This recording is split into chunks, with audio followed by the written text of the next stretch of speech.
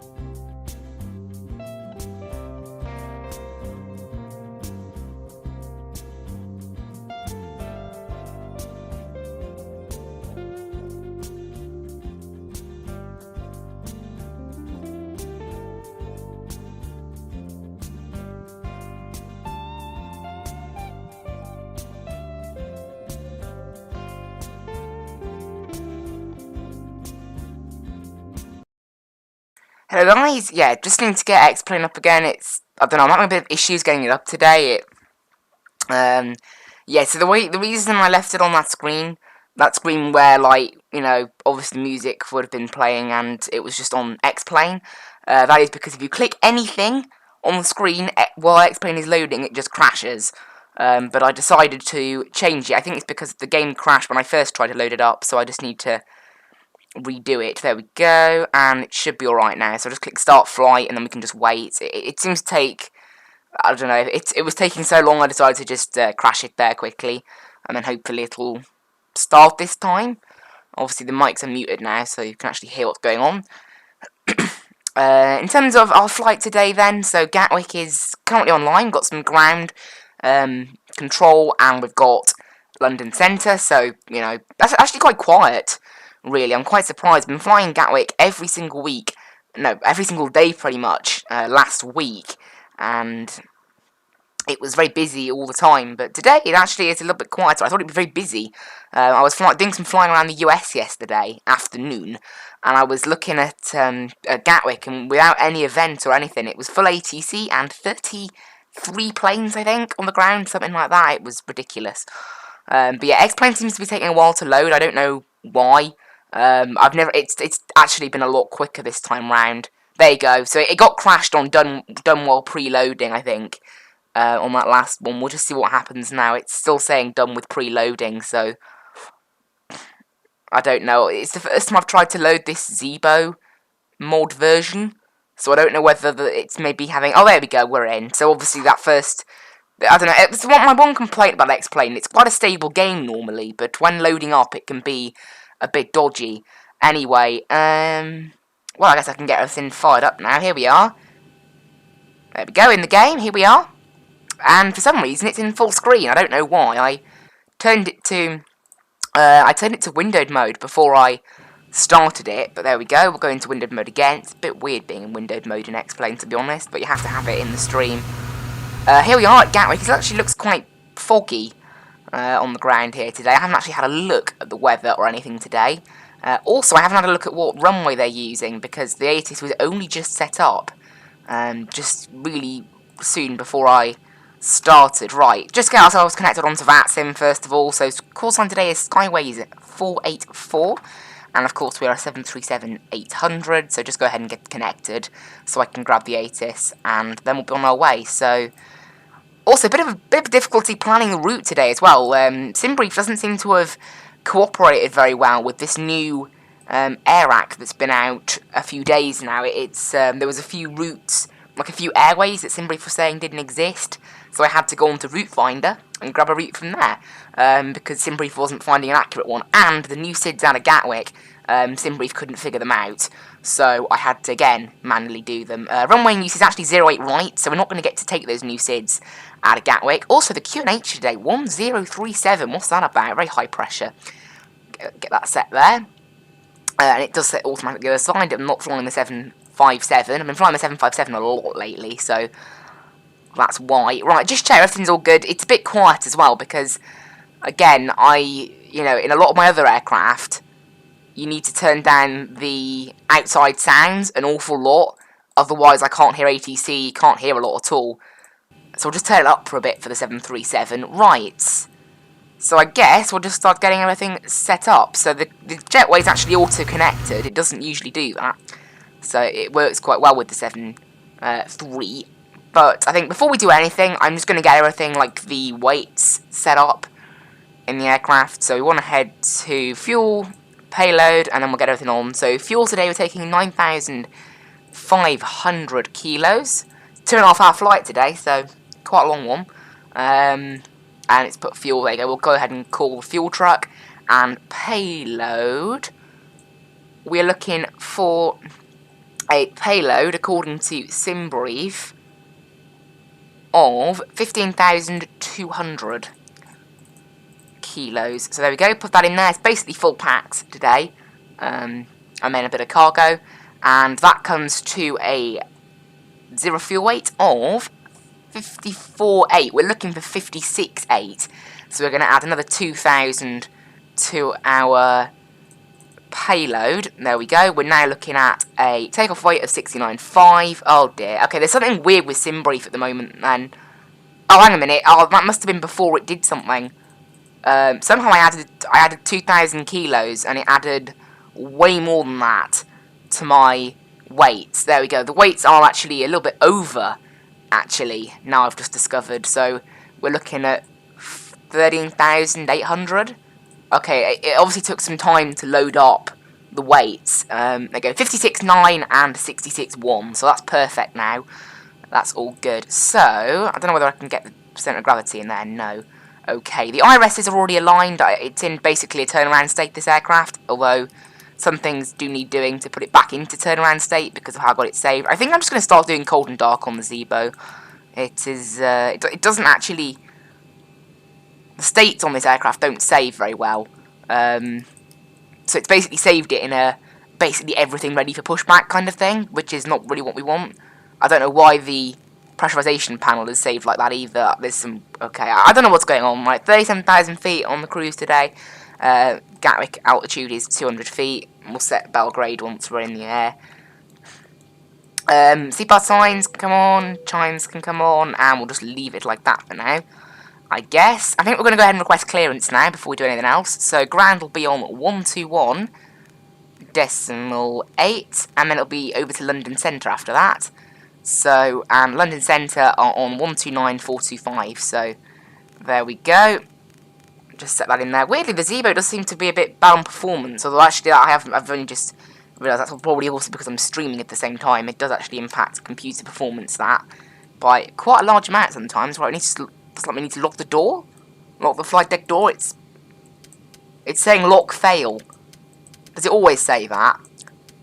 I guess it doesn't really matter, does it? I mean, that's just the lock to get into the cockpit, which doesn't really matter on the flight sim. Right, we'll just arm all the auto throttle stuff and whatever. Right, position in it. We are at Gatwick, EGKK. And we're going down to LYBE, Belgrade, Belgrade Airport.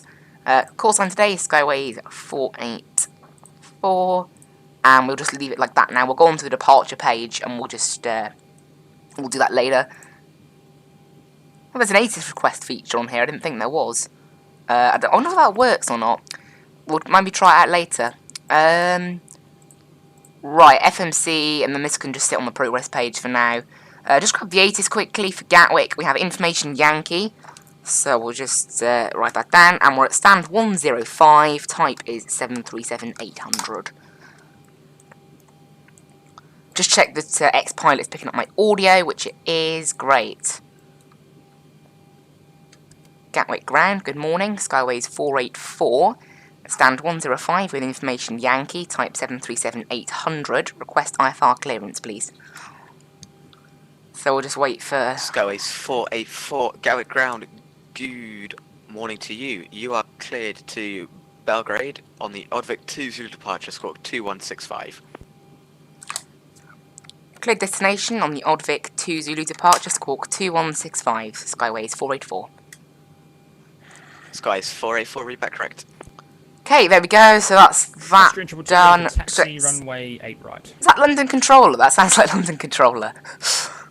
Austrian 222, taxi hard point, Juliet 4, runway 08. It isn't, right. It isn't him. That really sounds like London Controller, the streamer. Anyway, taxi 2, holding point, Juliet 4, 1, runway 8 right, not now, Juliet, not now. Okay, 2165 on the squawk, that's set in there.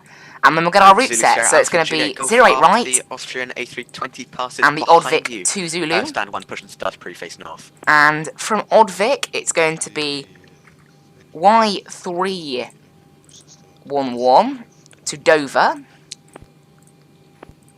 And then it's going to be UL9 to Conan. And then we're on our main route then.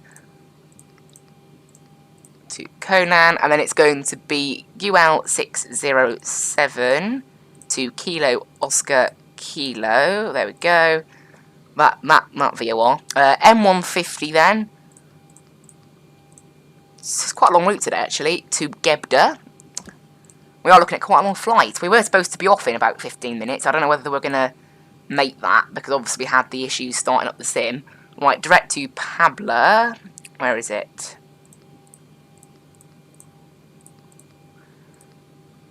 And then it's going to be UZ721 to Ataba. And it's going to be direct, no not direct, L607. This is a really long route. L607 to Bemke. Maybe I should have loaded it up as a company route. Never mind. And then it's going to be T23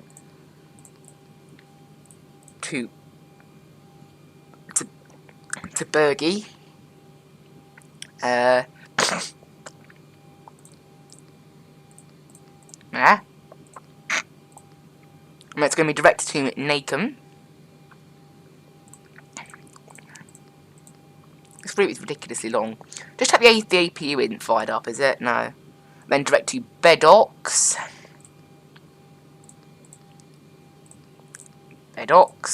And direct to Lakic. We're almost there, guys. We're almost there. Only one more waypoint after this. And that kicks direct to rig move. So there we go. That is everything in there. Set, activate, execute, done. And just check there's no discounts. Great. And just get our arrival plugged in. At the moment, we are planning the Rigmu 2 Delta, the ILS-30 with the VSOC transition. We'll just check the weather down in Belgrade, just see what's going on right now. Winds are variable at 3 knots, so we'll probably use ILS. Clouds are going to be okay, and 8 degrees, so probably a nice day down in Belgrade. It'll probably get a bit warmer by the time we get down there as well. So ILS-30, VSOC, and Rigmu 2 Delta, so Rigmu 2 Delta, there we go, execute that. We can also take the Rigmu 2 Charlie, I don't know what the differences are. Oh, the Rigmu 2 Charlie just goes a different way. They both end up in the same place. Right. Init ref, get the 0 fuel weights in. Just check the fuels on board as well. I think everything should all be on board now. 9,500 kilos is on board. Excellent. Okay. That can just go back to the home page then. And start flight leg. So everything will come to life on the Zebo. Cost of next today is 26. I don't know why it's not 25.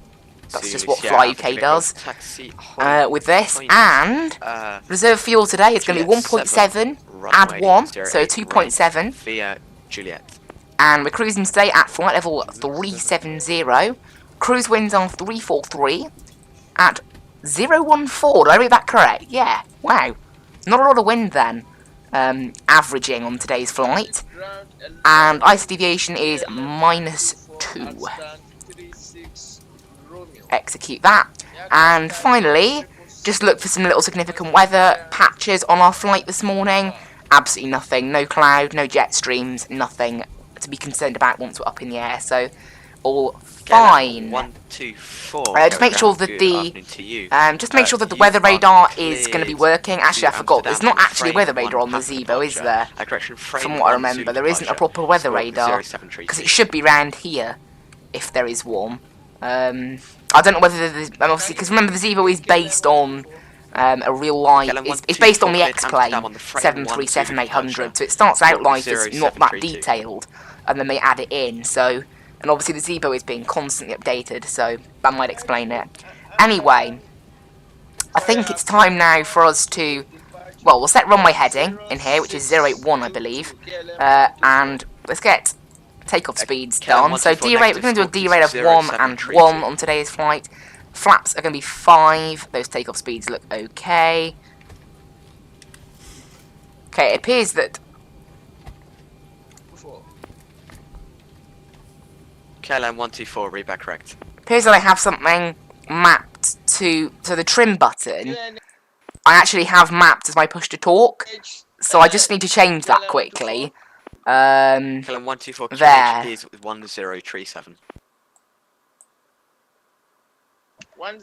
How do I get that so it does nothing? Austrian 222, contact London 129.425. And I flight, bye. 129.425 Austrian 222. Thanks for your ATC. There you go, so it does nothing. Great. So trim, we're going to set to 4.75. We can just... We can use the mouse wheel for this. 4.75. Right about there, maybe. There's 4, look. So about 4, but that might be a bit... There you go, about that. 996 miles today, so quite a long flight. Everything's in there. 148. We'll set in there. VNAV, LNAV, and initial climb is going to be... I think it's 5,000 on the Gatwick. Just check now. I haven't actually got the charts up yet. We'll just do that quickly. So, airport. Last station calling, say again. And Gatwick. 1173 call requesting startup.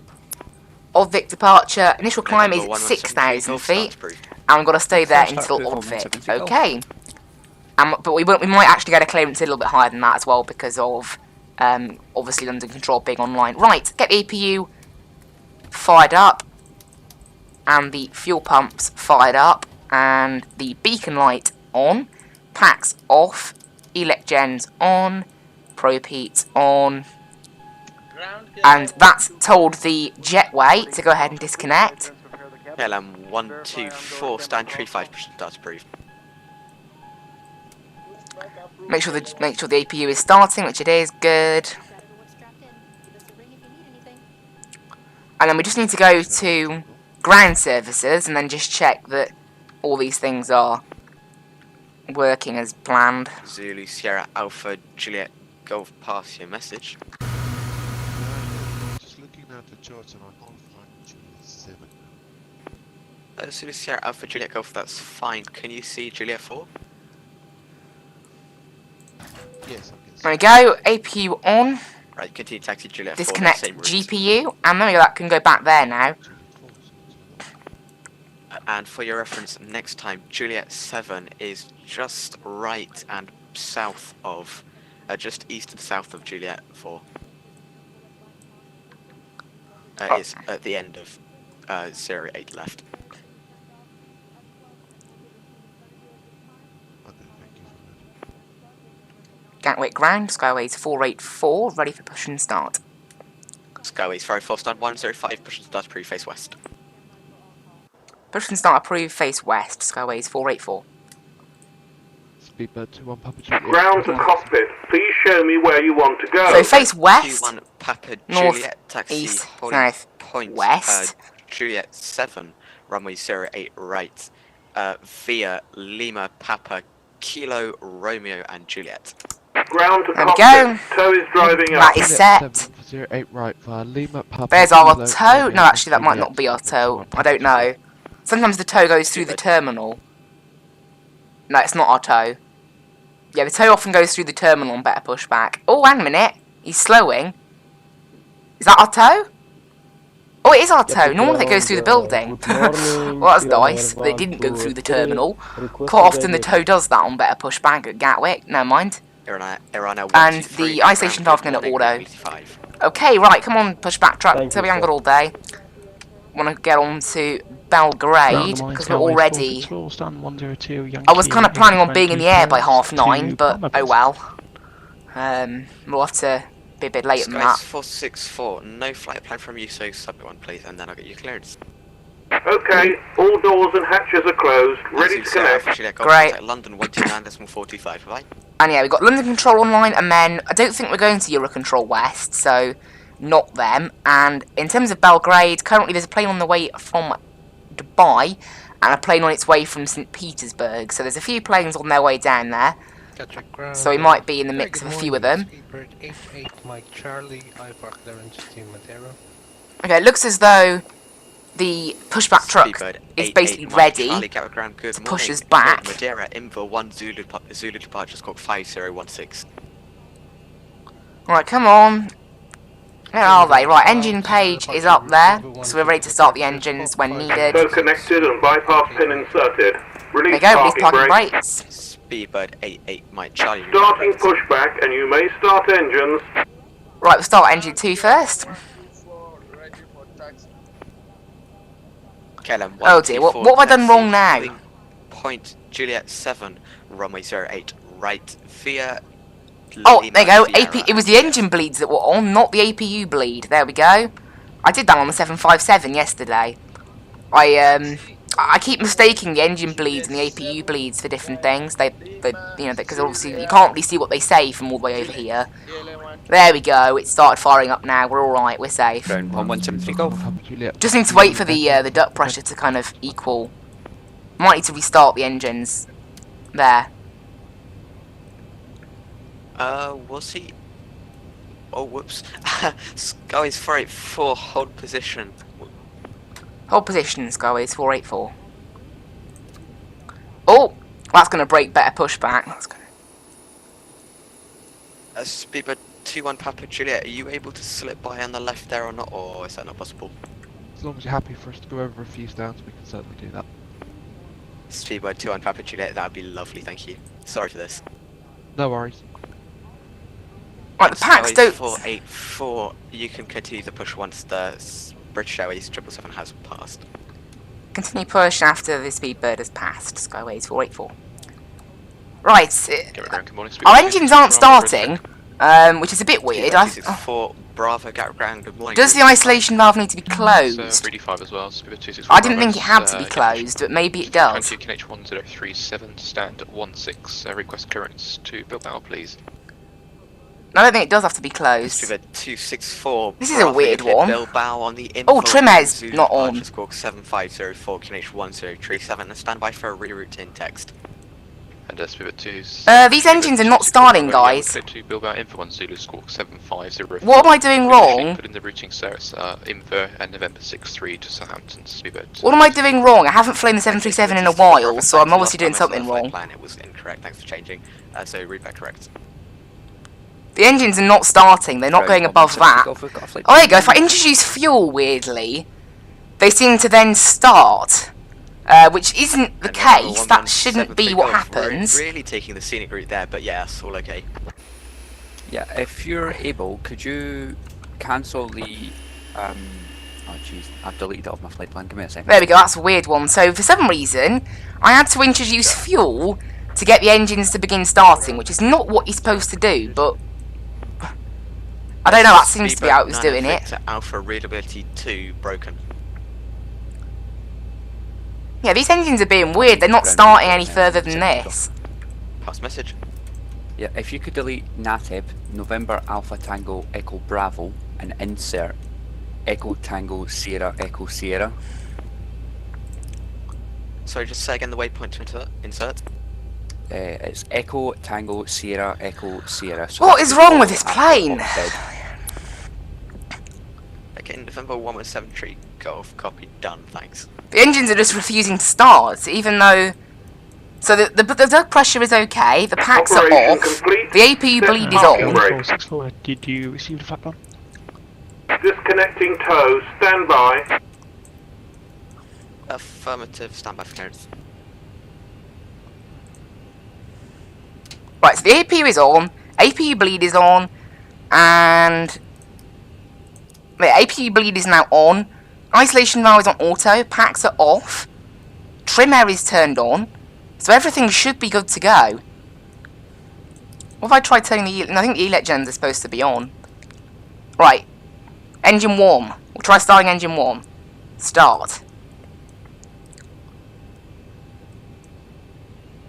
I don't suppose this is like the Flight Factor where you need to do maintenance sometimes when you start the plane, is it?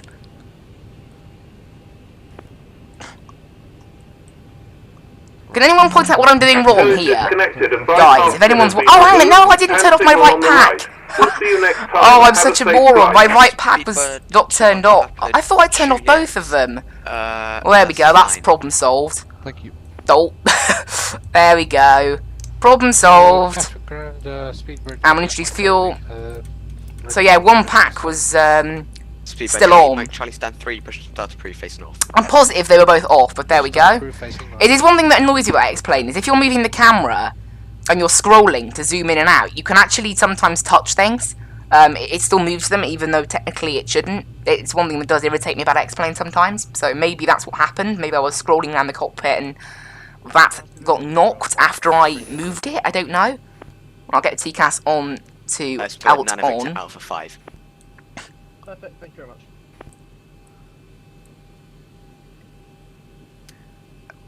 And then we'll get this engine on now. Requesting clearance IFR Manchester. Stand 4, type Boeing 7. There we go, engines are starting now, we're all good, we're safe. Centre pumps can come on now as well. Cleared Manchester Lambourne 1 Zulu departure squawk 1161. Roger, clear. We're alright guys, we're alright. The plane is safe. Departure and working. 1161. Gatwick ground, Skyways 484, ready for taxi. Skyways 484, taxi holding point Juliet 4, runway 08 right, via Kilo Romeo and Juliet. Taxi holding point Juliet 4 via Kilo Romeo Juliet, Skyways 484. Speedbird 2 on passport Right. Juliet, could you taxi for me Juliet? Go on to engine power and the APU can come off. Yep. Engine bleeds on, APU bleed off. Auto, packed into auto. And taxi light Thank you, on. right. Mini 1173 Golf, we're ready to taxi and we can take Away we go. There, lovely. I'm glad we got that fixed after that last incident there. And then I just need to check how we steer this thing on the ground as well, because it is different for every plane you fly in X-Plane. If you don't have rudder pedals, the way you steer it is different. 464, keep standing by, I'll get to you in a sec. There's a lot of skyways around here, it's getting confusing. Anyway, away we go now. It's gone 9:30 actually, so we're a little bit late, but not too bad. We actually pushed back 5 minutes early, so off blocks time was still okay. Stand 5-2, push start to face west.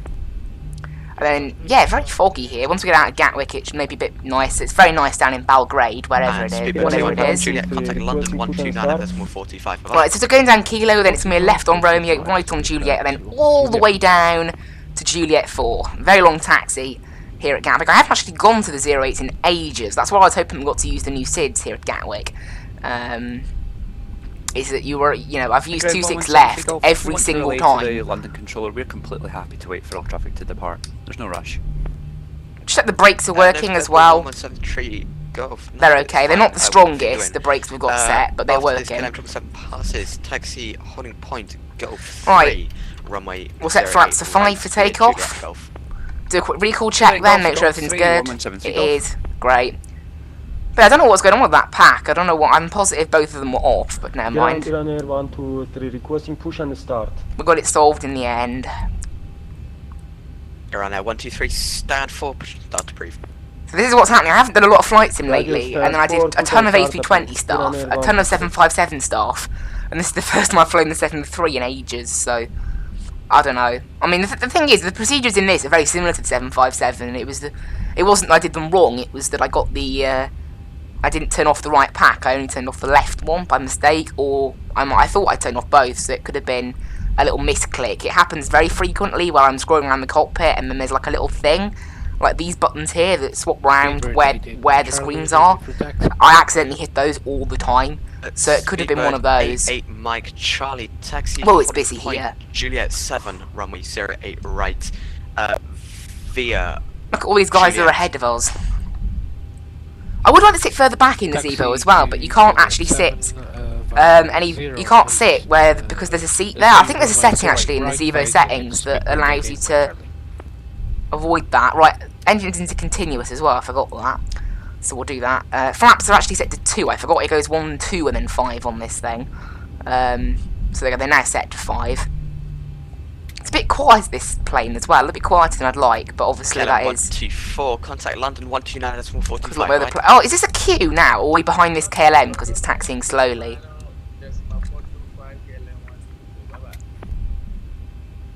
And then 1173, go contact London 124, correction 129.45, right? There's 11 planes on the ground here. 170 Golf. Also, I have the feeling that London... 484, contact London 129.45, right? London 129.45, Skyways 484, bye-bye. Bird 1386.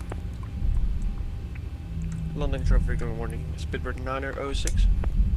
Right, we're on London control now.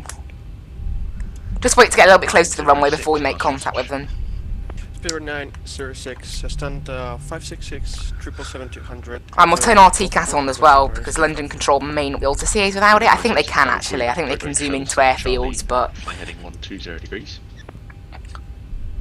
Roger, flying heading 120 degrees, Charlie 7 Charlie. Austrian 222, no further ATC and available. runway heading 078, not 81, so set that. Over to the Unicom, and thanks for the marvellous ATC, Austrian 222. Speedbird 906, clearance is Frankfurt, Deadling to Foxtrot departure, squawk 462. Yeah, this guy's controlling Heathrow, and there's 19 planes on the ground there, so it might be a bit busy. Departure, squawk 4625, Speedbird 906. Speedbird 906, read back correct. Information, hotel, QNH 1038. Okay, looks like that private plane's going over there. Speedbird 1386, taxi via Bravo, hold at Titan, 27 right. Taxi via Bravo, hold at Titan, right. 27 right. It's taking us a bit of time to get off. What's happened to that KLM? Speedbird 21. It's just gone. Passing altitude. Well, there we go. One less plane in the queue. What on earth happened there? Is his sim crashed or something? He's just gone. 2 1 Papa Juliet, Roger, climb to altitude 6,000 feet. Climb 6,000 feet, speedbird 1, correction 2-1, Papa Juliet. London, good morning. November 1173 Golf. November 1173 Golf, good morning, Roger. I'm waiting for a spot to get in here. It's crazy busy. Westwind 3631. Yes, you can continue on the left. In fact, if you go around the corner on Bravo, then make first right and first left. Right, yeah, because this guy's controlling Heathrow, so he's too big. Oh, KLM's back. KLM's back. Wow. Right, this is Juliet 4 here. Speedbird 314 request taxi.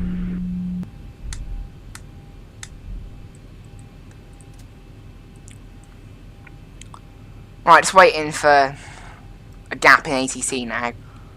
Actually, someone's got a stuck.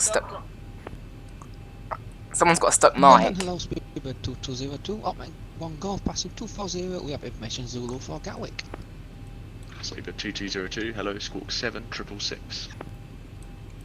7666, Speedbird 2202.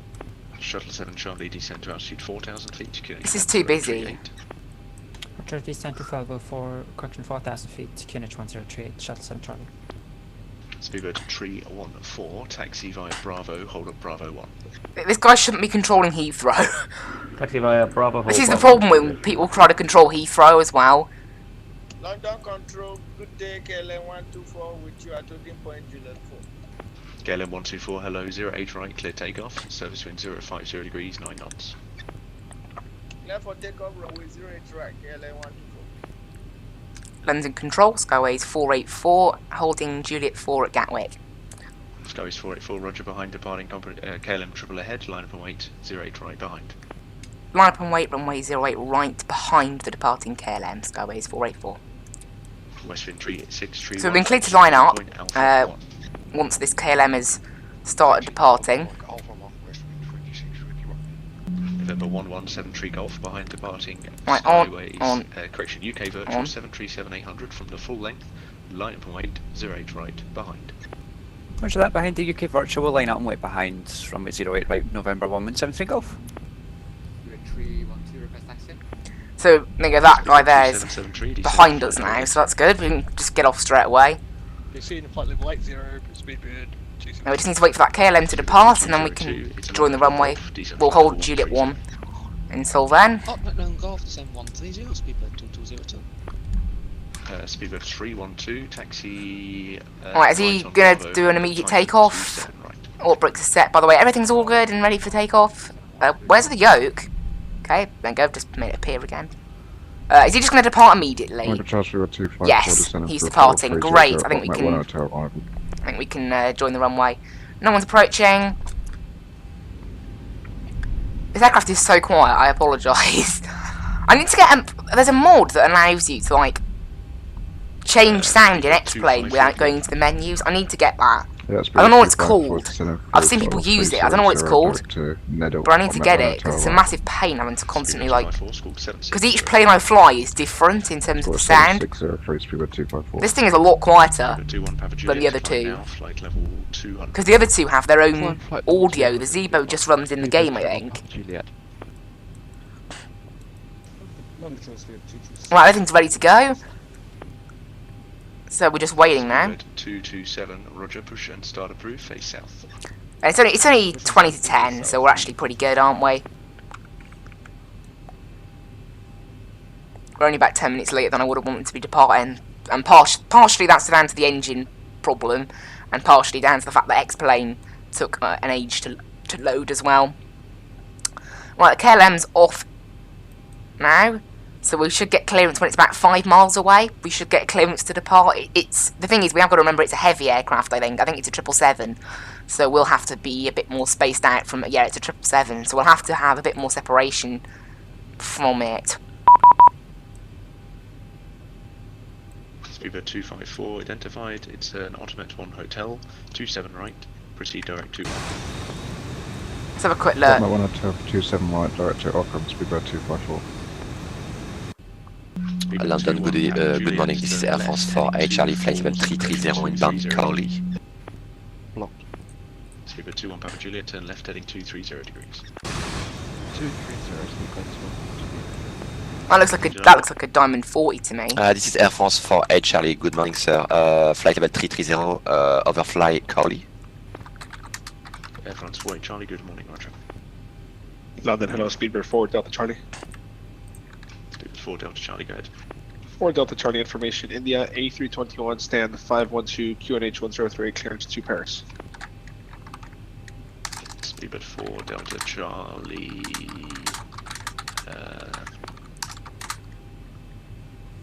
Speedbird 4, Delta Charlie, yeah, got your flight plan now, stand by, I'll call you back. Copy. Speedbird 4, Delta Charlie, clearance is Paris, max hit 1 Foxtrot off 27 right, score 11. Right, am I going to get clearance to depart? Am I going to get clearance to Paris, depart? exit 1 Foxtrot, 27 right, 1151, Speedbird 4, Delta Charlie. Skybase 48408 right, clear takeoff, surface wind 050 degrees, 9 knots. Runway 08 right, clear for takeoff, Skyways 484. KLM 124, climb now, flight level 130. Right, off we go. 130, KLM 124. And there's no toga switch on this thing, so takeoff thrust, set. Oh, it's so quiet. Why? Oh, okay, that's a bit of a shame. It's really quiet. Never mind. Bit disappointing that it's that quiet. Oh, right pipe power, right. 80 knots. I don't like this camera position either. Not much else you can have in the Zeebo. V1, rotate. London Control, good morning, this is Speedbird 113 requesting... I can sit a bit further back. Great information in your inbox. Speedbird 2773, fly heading 070 degrees. Gear up. There we go, we're in the air. Obviously you don't get any vertical VNAV in this thing until 400 feet. There we go. Charlie, runway 08 right, Gatwick, ready for takeoff. Very low cloud here in Gatwick. Charlie, Roger, it'll be about 5 minutes for you. Speedbird 21 Papa Juliet, resume navigation. 1000. Gibso. Okay, very steep climb now. Speedbird 138. Lock the gear. Speedbird 1386, hold it tight, please. There we go, start to push the plane down a little bit. Speedbird 33 kilo behind, departing westwind 787. Flaps right, 2. 79 behind. Autopilot in. Shuttle 7 Charlie cleared ILS. Flaps 1. Disarm auto brakes. And then flaps 0. Skyways 484, climb flight level 290. Climb flight level 290, Skyways 484. November 1173. So we can hit altitude intervention and it should... 0 degrees, 9 knots. 0 right, clear for takeoff, November 1173, go, thank you. Okay, we'll keep hitting that and there we go. We should be now cleared up to 290. Takeoff lights can come off. And taxi lights. Probably should have already turned them off, never mind. Right up to 290. Speedbird 254, descend flight level 80. And this thing should just head straight up. Transition altitude here is... Request to push start Speedbird 906 stand. Transition altitude is 6,000, so we'll go standard pressure. 906, push and start Then... But yeah, we're getting nice straight out. Right, let's just quickly alter my sound. And the aircraft at Heathrow calling for clearance to Moscow, that was 113. So I can hear a bit more. Speedbird 113, Need to remember to alter the sound when I fly this thing. Park 7 Foxtrot, Right, and then I need to go idle power quickly, just so I can switch. It's how it switches over to auto throttle, which you do need. It just, you know, it's... I don't know, I'm sure there's a way to enable auto throttle better. But basically, if my throttle isn't in the idle position, it takes the position of that throttle as what's going on, like that. I just move my throttle a teeny bit, and then it suddenly goes over to manual throttle, which obviously I don't want. I want auto throttle. Right, up we climb, standard pressure, and we're going to lose about 600 feet doing that, 500 feet. 1386, stand by please, and it's very busy. Break, Speedbird 3, everything else is ready. 7 right, clear takeoff, service wing half. Yeah, it's really busy, this is, on this frequency. So this guy shouldn't really be controlling Heathrow. I mean, Heathrow's actually in London Central, it's not even in London... Actually, it is in London South. Just. Squawk 3472. Just. But yeah, I don't know. I'd probably leave it if I were him. It gets too busy otherwise.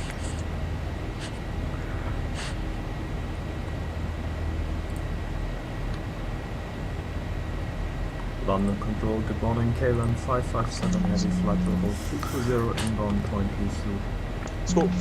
Right, up we go. And then obviously we can start speeding up after 10,000 feet because obviously we've been given clearance to avoid all these restrictions on this departure. 312, taxi to holding point Alpha 2. It's nice, it makes our flight a little bit shorter. ETA at the moment is 12:07, so it is quite a long flight this. Just check we can go up to, yeah, we can go up to 370, fine. Westwind 3631, climb now, flight level 130. Okay, 10,000 feet. Speedbirds tree So this thing's going to now begin to speed up. Line lights off. And Speedbird 88 Mike Charlie 208 right, clear takeoff. Seatbelt signs off. And into the auto position. Clear for takeoff, 08 right, Speedbird 88 Mike Charlie, thank you. Air France 48 Charlie when ready. Right, I want to change that setting with the seat. It's a pain because I want to sit further back. Powered cockpit seat, yes. Oh, I think I need to restart. Oh, it said I don't need to restart, good. I don't want to hide the cockpit seats because I like them being there, but it means that you have a really stupid place. I know, I'm still going to have them.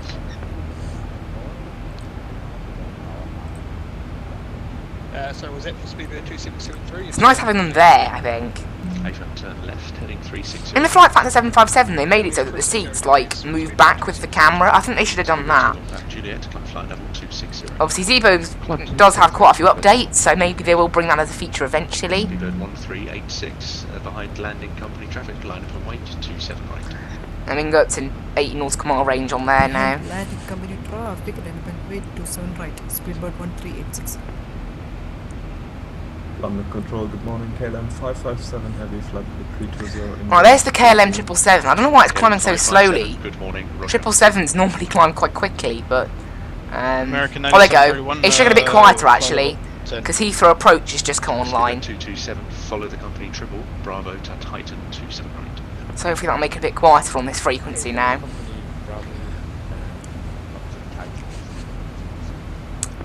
American 97331, good morning, descent flight level 1, correction, descent flight level 90. Descent flight level 90, American 9731. Alright, up we climb then.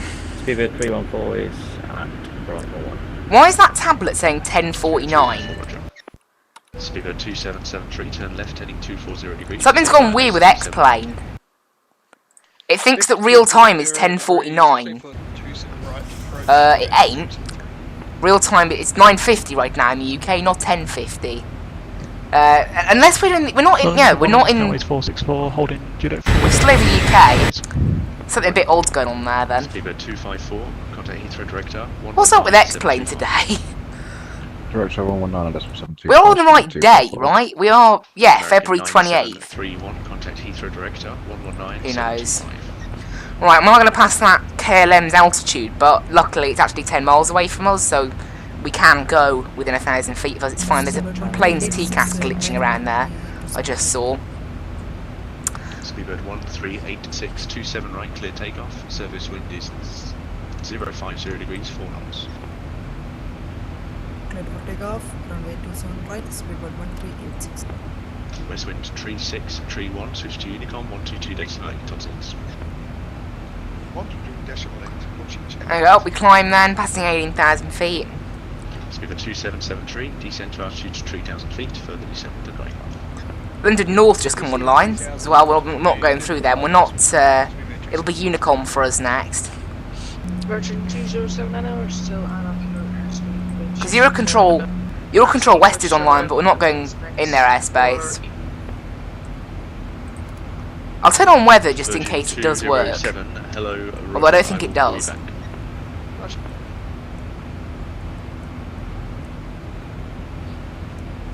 A lot of planes in the area, look at that. And London, good morning, Ryanair 3 Alpha Tango. We're on stand number 6. I don't know, there's a plane there that's Dublin. glitching out all over the place. Ryanair 6 Alpha Tango. It'll be about 5 minutes. I'll call you back. Hey, so listen out, thanks.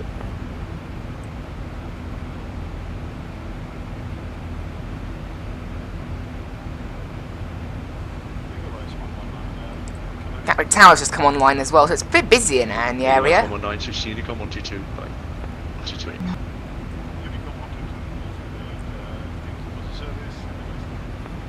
Speed 123, tower 124, 225. Goodbye. Yeah, 124, 225. Goodbye. Sky is 464, tower 124, 225. Tower 124, 225. Sky is 464. Speed 33 kilo, Unicom 1228. It's getting a lot more coverage in the area now, so it's a bit quiet on this frequency. 202, turn left heading 330 degrees. Which is nice for the controller, I guess. Speed 215 Juliet, switch to Unicom 1228. Bye. 22 speedbird 215 Juliet. We'll leave this guy's coverage around Conan, I think. Yeah. Conan is where we leave Speedbird his airspace. 314. Yep, call Heathrow Director 119. Okay, 11975, which is correct. Speedbird 314. Speedbird 312, Director 119725. Goodbye. London Speedbird 4 Delta Charlie stand 512 India, push and start. Speedbird 4 Delta Charlie for that, contact Heathrow Director 119725. 19725, I'll talk to you in a bit. Good day, Sultan 35 Mike, flight level 260. We've already been cleared to 290, so hopefully we'll get a clearance above that soon. Or Unicom. Virgin 207, squawk 757. Speedbird 2773, roger. Maintain 3,000 feet, then turn right heading 360 degrees. And go, oh, bit bumpy. I'll see if the time advances by another hour when we get into Europe. Then there'll be an issue. 207, squawk 75. Because it means the game's an hour ahead of where it should be for some reason. For this call for version 207, thank you. Speedbird 2773, Heathrow Director 119725. Still got another 5,000 feet to go, yeah. Well, there's 2202, turn left heading two planes there that are a bit too close, look at that. Oh yeah, Emirates 35 Mike and Speedbird 2477 are like practically in the same place, that's not good. Big and Hill, request IFR clearance to Zurich. DFL 05, it's about 10 minutes, I'll call you back. River taxi, Speedbird 906. Speedbird 906, Heathrow Director 119725. 1975, thank you. London, hello again, this is Air France 48 Charlie, back on frequency. Air France 48 Charlie, good morning, descent flight level 260. Flight level 260, Air France 48 Charlie. Speedbird 88 Mike Charlie, climb flight level 330, sorry for the delay. Alright, so we passed Dover, Conan soon, so we'll probably get handed off to Unicom. Speedbird 1386 Unicom, correction, squawk Mike Charlie please.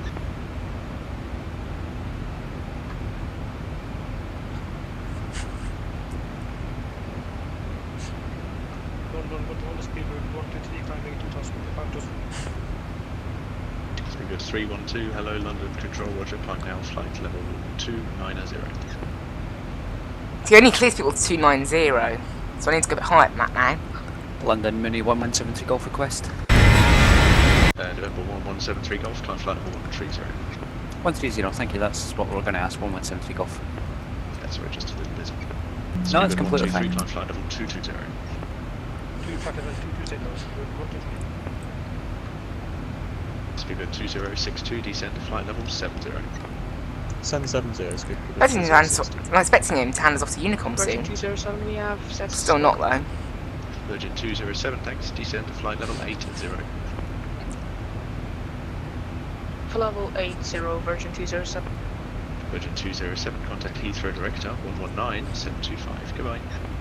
We're not at 725. Thank you, Virgin 207. Bye. Speedbird 1386. Okay. Speedbird 1386, Roger, climb flight level 140. Alright, come out on 29,000 now. Flight level 140, speedbird 1386. Skyway's 484, no further ATC, switch to Unicom 1228, goodbye. Unicom 122.8, Skyways 484, bye-bye. Okay, up to 37 then, and over to Unicom on 1228. So there we go, no more ATC for the day now, I don't think. In terms of our ETA, looks like we're right in the middle of the Fly Dubai from Dubai and the ASL cargo from St. Petersburg. We're going to be, I think, right in the middle of the two of them. Actually, it might be Aeroflot, no, ASL, but it's an A319, so it can't be freight, who knows. Anyway, yeah, so we're going to be right in the middle of those two, I believe. Weather down there right now is variable at 4 knots and no cloud, 9 degrees, so pretty nice day. Probably get a bit warm by the time we get down there, so that'll be interesting. In terms of what Fly UK says about Belgrade, no specific stand allocation or anything like that, so nothing particularly interesting. So, you know, we'll just pick a stand when we get down there. We're not going to be getting down there for quite a while yet. 12:08, our aircraft is saying. Oh, and we'll just set the, meant to set those engine start switches a bit earlier, but never mind. I don't even know what the start switches do, but it's supposed to put them in continue, unless you have one that has automatic on it. There are some 737s that have automatic on their engine start switches. Anyway, everything's good, and it doesn't show up on the recall either, weirdly. Maybe it should be something that does, I don't know.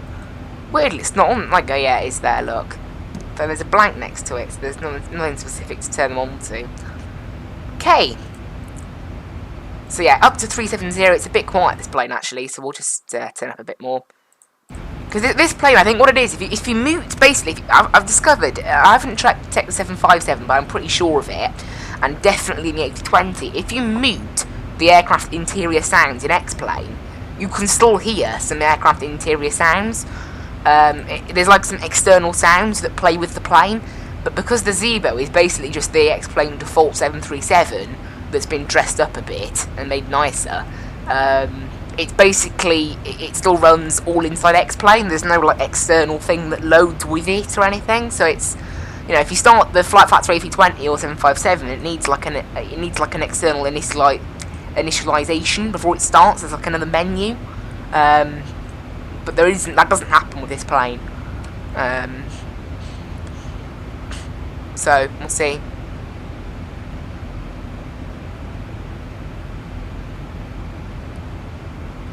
Oh, fuel. Looks like we're at, yeah, okay, we're out of centre tank fuel. Fine. That was expected. We'll just check how much fuel we're planning on landing with. Plenty, 3.5 kilos, that's fine. In terms of the arrival, I will actually just check what runway they're using down in Belgrade. I'm interested to know, as I wouldn't mind. If we can take the other runway, it will save us like 40 miles. Which would be nice. It's actually quite busy down in Belgrade, there's quite a few planes landing. Okay, it does look like they're using a different runway to the one we're planning. Obviously, Simbri doesn't give you a very accurate runway when the winds are at variable, because it doesn't know. It just assumes that variable is 360 and just gives you the runway that's nearest to that, which isn't always the one that they're using. Although, weirdly, there's a plane on final approach right now that is using the runway that we're using. So I don't know whether they've just swapped over in the last 10 minutes. Like, all the planes, the last 2 arrivals have used a different runway to us, but now there's a Pegasus on final from Istanbul, and it's using that runway. It's using the one that we're using. Although, weirdly, it says it's 17 minutes away, according to Sky. I don't know, yeah, it's currently 18k out of the airport, and it's at 2,600 feet, so I'm pretty sure it would be landing. I don't think it's going around. I'm just going to check if it has, if we've got coverage of the ATIS. I don't think we will. Live ATC typically only covers the US, so if you want to get a US ATIS, it's great. Yeah, they don't have that. So it appears that that Pegasus plane is using the same runway as us, so I think that's the runway they're using. The next arrival is a Fly Dubai from Dubai in about an hour. Yeah, look, so now we're over Europe, look. It's still only an hour ahead of time. So something's gone wrong with X-Plane in the UK. It thought that where we were taking off from Gatwick was European time zone for some reason. Which is a bit odd. I don't know why, but we can just ignore that, I guess.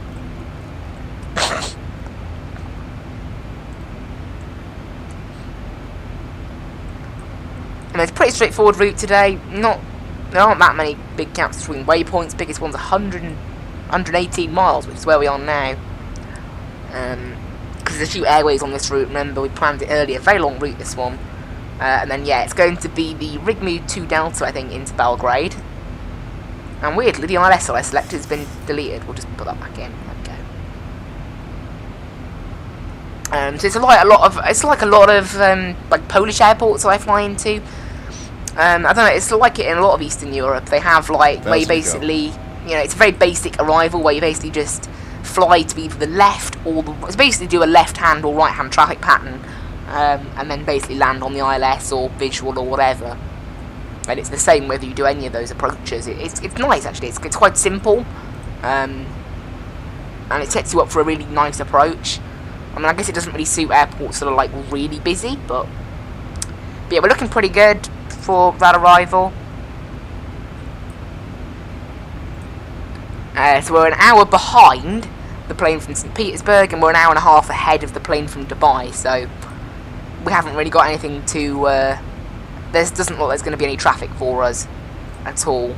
We'll see how the weather develops as I get down there. If it turns out that I can use the other runway, which is 12.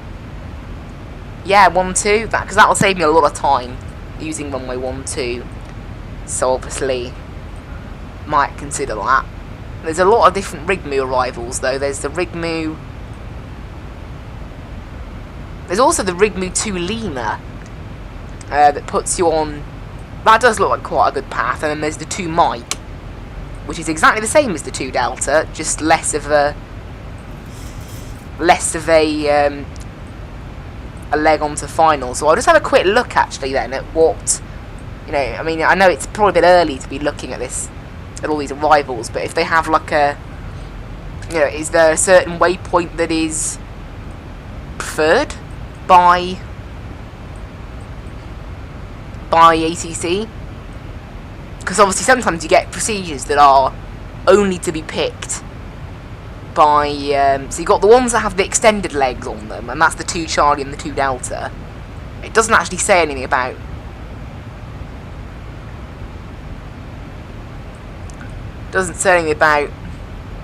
so these ones aren't on ATC request, these are for, so I'll have a look at the other ones, because there might be, these other ones might be on ATC request only.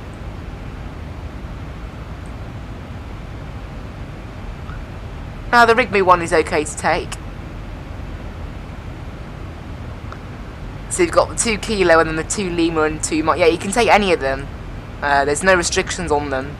So I think we'll take the 2 Lima then, because the 2 Lima is a little bit shorter. No, not 2 Lima. 2 Mike. We'll take the 2 Mike, because it's basically the same as what we're doing already, but with a bit of a shorter initial leg on to approach. So I'd rather that. So we'll do that then. We'll do the 2 Mike, which is there, and it hasn't got. There isn't a problem with it.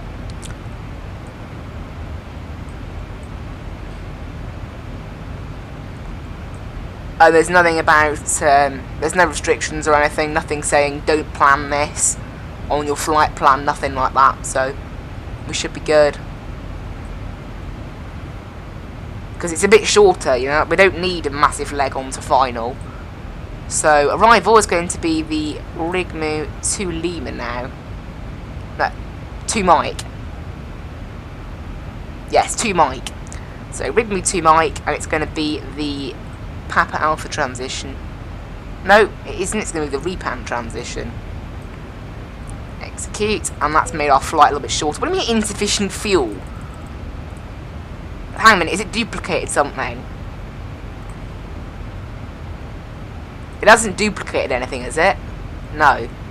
Why is that saying, hang on a minute, so somehow this route is 4 minutes quicker, and yet somehow uses more fuel. I don't quite understand that, but okay. Let's have a quick look at what it has got planned, just to make sure it's done it correct. So you can see this arrival, rather than taking us on a massive loop past the airport, only takes us on a small loop past the airport, and then we get put in a really good interception course to the ILS. You can see there, it kind of like leads us on. It's basically just a bit shorter, and I'm happy with that. It's, you know, we've still got a 7.5 mile final on top of another 2 miles. So we've got 9.5 miles to touchdown when we start the ILS, which is easily enough. So yeah, we'll do that. Makes our flight a bit shorter. Only by a few minutes, but you know, it's nice. So we've got 817 miles left to run. Top of descent will be in about an hour and a half. And my phone's lost internet or something because I can't look at my stream. What's going on? Hopefully my stream is working. There you go, back online. I think it's working now. I'll just check my stream is working on my computer. Delta taking off. Nice. So we've got 817 miles. Yep, good, it is. It's working fine on my computer. That's all I wanted to know. If it's just my phone bugging out, then that's fine. Because that happens.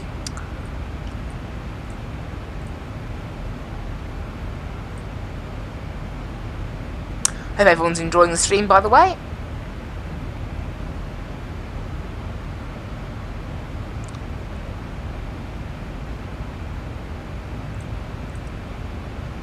I had 11 playbacks this morning, pretty good. No more ATC for today, unfortunately. If your Control East come online, they'll basically cover us, I think, most of the way. So it'd be quite nice if they decided to pop on. Or, of course, anyone specifically controlling Belgrade. I mean, there's someone controlling Vienna right now, and that's about it. And Bucharest. There's someone controlling Bucharest and Athens. So there's quite a bit in more eastern side of Europe, like Bucharest. There are a few controllers in the area, so it's not totally no chance of us getting ATC.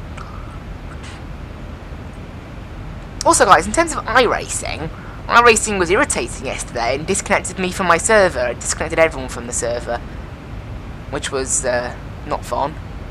Got kicked out my NIS server and I was doing really well. I was on for getting a top 10 because there's some good strategy. I mean, none of the stats counted in the end. None of them. It didn't save the results. So, you know, it ain't that bad. Still, though, just a little bit annoying because I wasted an hour and a half. But, yeah. Still okay, innit? But honestly, you can expect more flights and content on the channel, I think. Definitely. I sent a thing to iRacing support, actually, and they haven't got back to me, which is weird. When I first contacted them, when I first got my iRacing account, they were back within like 2 hours. About a query I had, but not this time. It's big 24 hours. Well, not quite 24 hours. It was about 11:30 my time, so, and it's 10:10 right now. But yeah, it was not nice that being disconnected from the server. What it was, so iRacing, I don't understand why they did this, but yeah, they scheduled maintenance on one of their 2 power boxes or something like that control their servers on the same weekend as the Bathurst 12-hour. But it turns out that wasn't what the issue was anyway. What the issue was that the 2 race servers affected, US Boston 9 and US Boston 10, just so happened that my server had to be on one of those, didn't it? Someone forgot to plug in a power cable to the second power box. So there's 2 power boxes, and the servers were all connected to both power boxes, so that if one went down, they could all run on the other. But someone forgot to connect US Boston 9 and US Boston 10 to the main, to both of them. So when one went down, they lost power. So there we go. It's all been fixed now, apparently. But that's yeah. It was like that for a year, apparently. It was like that. Probably noticed. A year.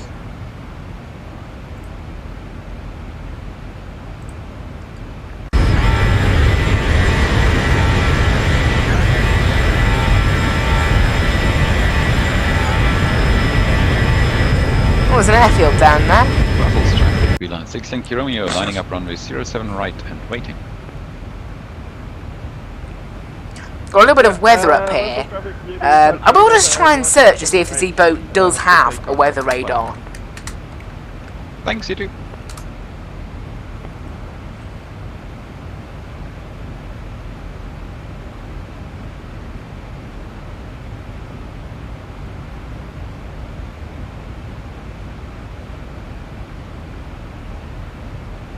Apparently it does work.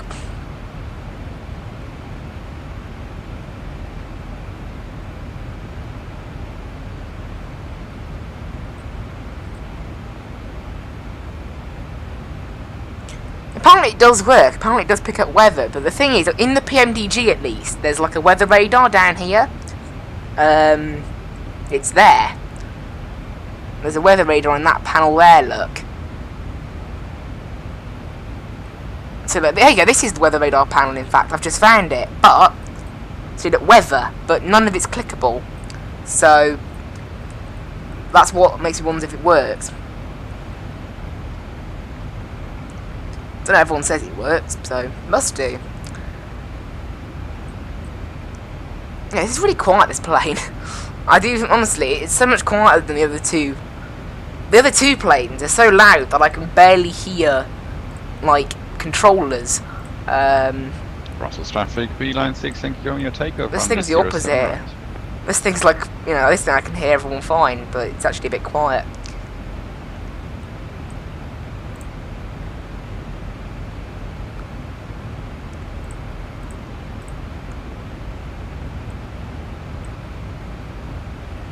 Actually, you know what? Should we test out? I want to test out that ACARS system to see how it works. It only has an ATIS request on it, so we know Gatwick's got an ATIS at the moment. So send. Do we get anything back? Does it say also? Does it send back the ATIS from Vatsim, or does it just send back the weather conditions at the airport? What does it do? Or does it work? Because it hasn't actually sent anything back.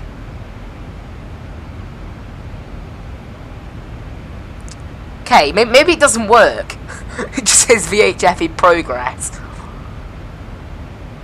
I'm pretty sure it shouldn't take this long. At least in the Quality Wing 787 it doesn't take that long. Oh, there you go, it's come through. And we have... Okay, so it's the weather conditions, not the ATIS. So, it's kind of interesting. It works, which is good to know. It works. But it doesn't do anything. Hopefully they bring in some more ACARS stuff, it'd be cool. But yeah, it doesn't really work. It doesn't grab an ATIS, it just grabs... it just grabs the weather, basically. It's basically a weather request. And I'm trying to move my camera down, and I can't, because the seat's in the way. There we go. So it's one thing that does annoy me a bit about the Zebo, is the seat being in the way. But obviously, without the seat, it doesn't look very good. And it's a little bit like, you know, if you look at it, because you have to hide both seats as well. So if you look over there, you can't see a seat. It's like, hang a minute.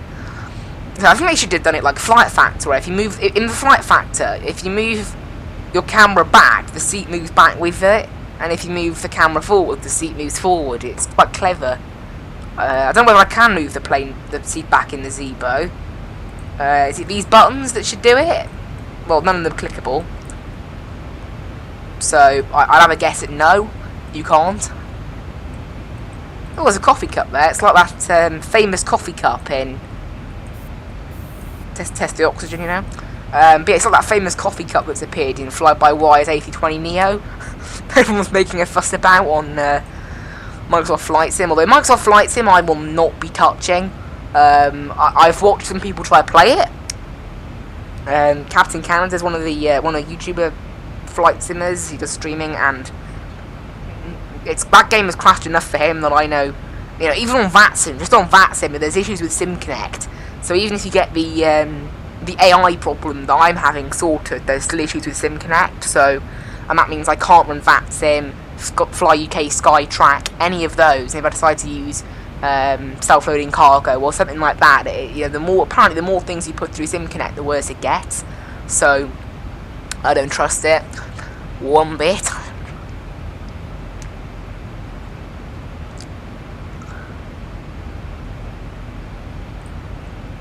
And also they've actually delayed the the sim update 3 by another week as well.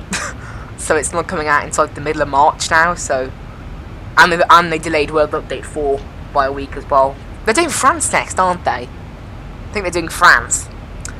Honestly. But yeah, honestly, Microsoft Flight Sim, I can seriously see it catching on and becoming the new big flight sim if Asobo just want to develop it properly. But if they don't, you know, because at the moment they don't let Hangar 9 have had to abandon their 787 project because Asobo aren't letting them edit the files for the 787. You know, I mean, that kind of thing annoys me. Same with the ATC, they're not letting people make an ATC add-on. Like, you know, you kind of got two choices with the flight sim. Either you do what every other flight sim does, like P3D, X-Plane, FSX, that is not that detailed to start with, but then, I mean, X-Plane's actually quite detailed. The basic planes, the basic MD-11, is actually quite a nice plane. It's, you know, obviously this 737 I'm flying now, all the modelling and everything, that's basically default X-Plane. And then obviously the Zevo is free as well, remember, so you technically could argue that it's default, since I think basically anybody with X-Plane probably has it. It's quite easy to download and it's free, so why wouldn't you have it? But yeah, either you let people mod the game to make it realistic, or you make it realistic yourself. And obviously modding is a lot easier for the developers because, you know, obviously people in the community can then decide what they want. X-Plane even has a scenery gateway, and you can put on there, hey, I'm developing this airport scenery. You make it, and a moderator will review it. If they think it's a good scenery, they'll put it in the next version of X-Plane. So that's why airports, like Gatwick for example, look so good. Because someone has actually made a scenery, and without me even having to download it, they put it in the game. And then I have to install, obviously I have to download it from Steam, but like, I don't have to go through and manually install files and whatever. It's all just there, by default, for anyone. Even if you don't know how to install scenery, you got it. So it's really nice. So yeah, so I could go on to X-Plane Scenery Gateway and say, hey, I'm developing, I don't know, Luton or something, and if someone hasn't done Luton, or they have done Luton, but you can make changes to it, and you say, oh, I moved this taxiway over to go along with the real world, or oh, I changed this ATC frequency, and if they look at it and see that it's accurate, they'll put it in the game. It's great. But yeah, Microsoft Flight Sim doesn't do any of that. They don't have a Scenery Gateway. And I mean, people have made sceneries for MSFS, but it's the ATC thing that annoys me. You can't have an ATC mod that controls the AI. Oh, what was that sound? It sounded like some maybe the cabin crew back there are serving something.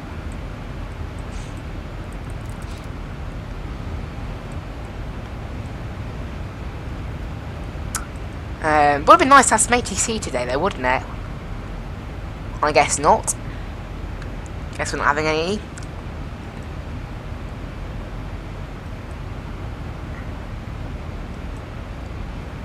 I will just check Belgrade again to see whether that Pegasus did actually... why do they call it Pegasus Airlines, by the way? Interesting name. But I'll have a look what it did, so if it used the runway that we used, or if it like did a little go around kind of thing. Okay, so it did use the same runway as us then, the one we're planning.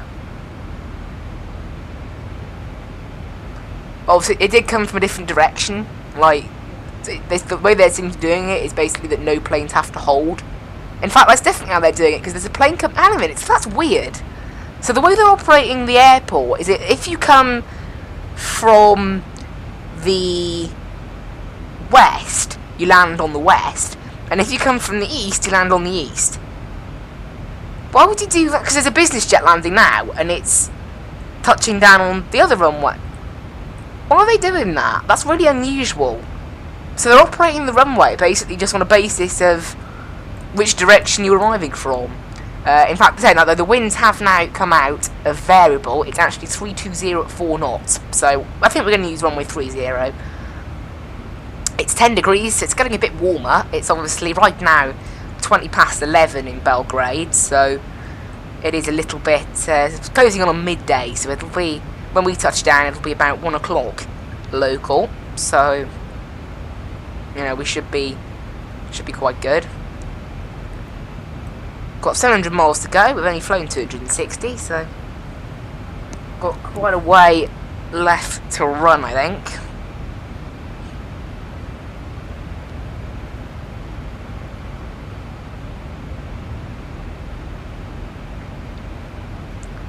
I hope everyone's enjoying the stream. Also, I was wondering if you guys would like videos of flight simming that were like a little bit edited and whatever, you know, rather than having a big massive like stream. I was wondering if you guys would prefer that. Don't know. Maybe you would, maybe you wouldn't. You know, instead of like a 3-hour stream, make it into like an hour-long video, kind of thing.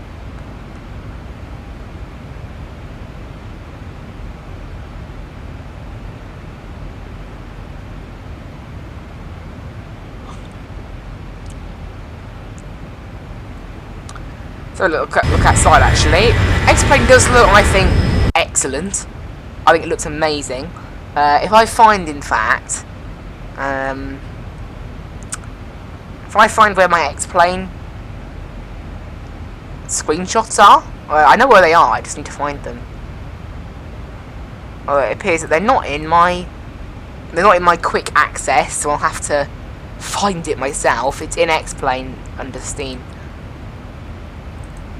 And then output. I've got some awesome photos of X-Plane, and it kind of proves like how nice X-Plane looks, I think. Where are they? Some of the photos I took yesterday. It hasn't even put them in date order. Really, it hasn't really put them in date order. I don't know why. Maybe it should have.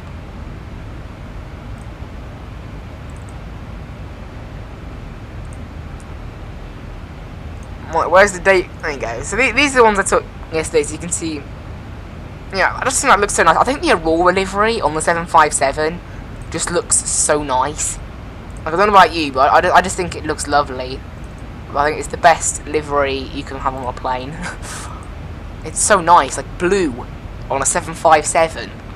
It just works, I think. Look at that.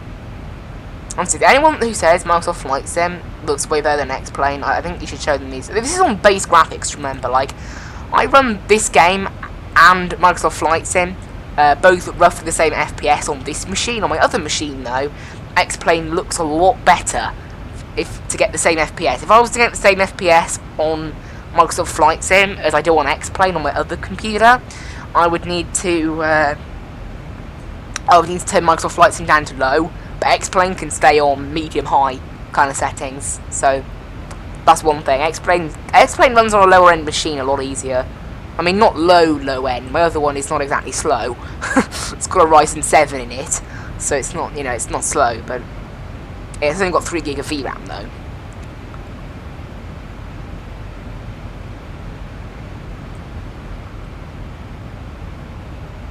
Right, so next waypoint is Ladat. We're just going in a straight line right now.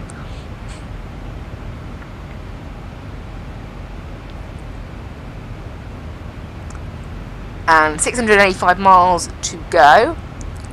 ETA is 12:03. Basically got no wind in the area, just 10 knots. Very, very calm day in Europe. I will just check if that's not live, X-Plane live weather being ridiculous. No, it is actually, I mean, in some areas it's actually wind calm. I've never seen that before. On the wind arrows, rather than wind arrows, they're little circles, and I'm guessing that means just no wind at all, and I've never seen that ever, so there we go. It's crazy, but not much wind today. Very calm day, even all the way up here. What's happened to all the wind? Like, it's just broken. It's usually like at least 30 or 40 knots, just no wind at all.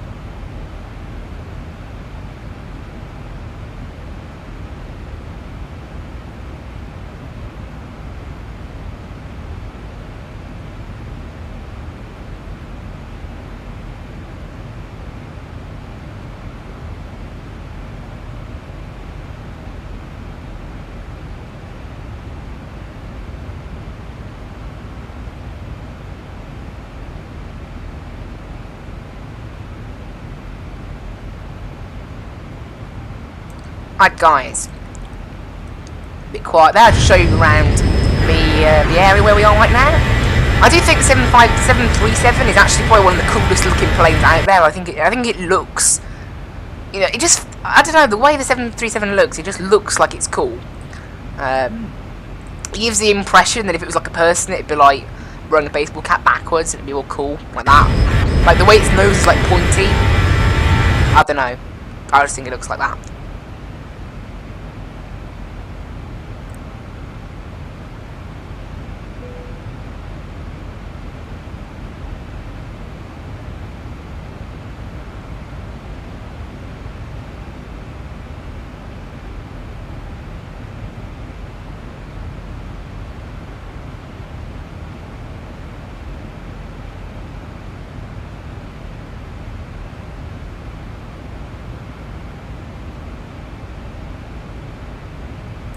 I think we should have a cabin tour now, actually, so yeah, the lock isn't failed now. It doesn't say lock fail. That's good.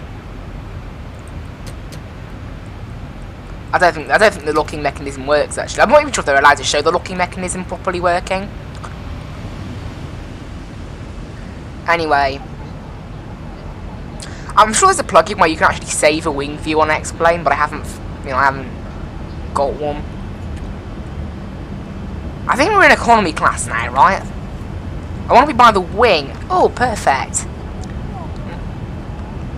And grab this row here.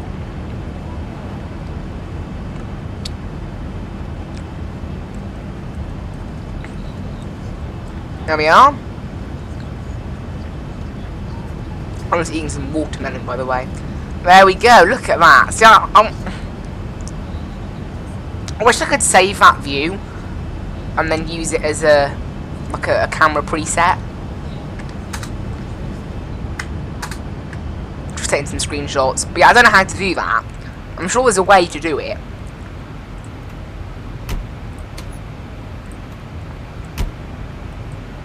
And then we'll just lock the door then.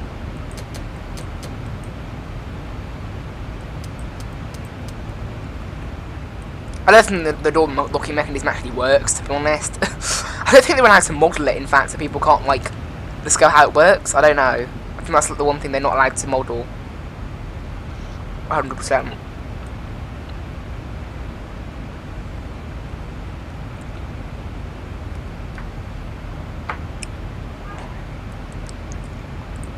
Have a look at the route.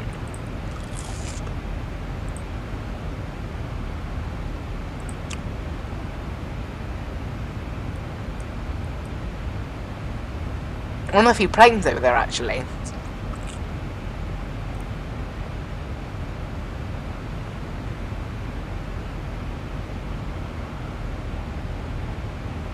Try and look around for them, actually. Where are they? So, try to find myself on the map, actually. I can't. There you go. Skyways 404. There I am. So there's two planes. One's a Eurowings and one's a course on Air Polonia, maybe. Don't know.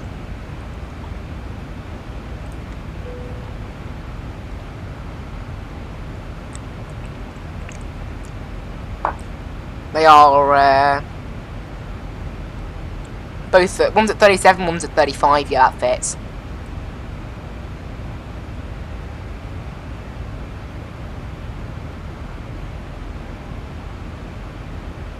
And one of them's going to Faro, one's going to Palma.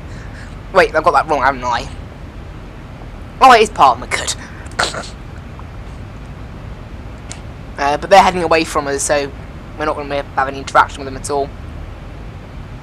Well, I think we'll just take a quick stalker. We'll go direct to Ataba from where we are now, because that saves us going that weird route all around the place. It's a bit of a weird route, this one, actually. As I said, I had some pretty big issues trying to plan this route, because this new AirAC seems to have messed with SimBrief in Europe, at least. Not in the US. I was fine planning a route yesterday, but in Europe it seems to have messed it up. And now it didn't recognise, so there was one airway that it kept trying to plan that it didn't recognise over Europe, and then the new SIDs at Gatwick also broke it, so it was trying to plan the ADMAG 2 X-ray, even though that SID doesn't exist anymore, it's been deleted. and it was trying to plan it off runway 08, which is even worse. So I don't know what was wrong.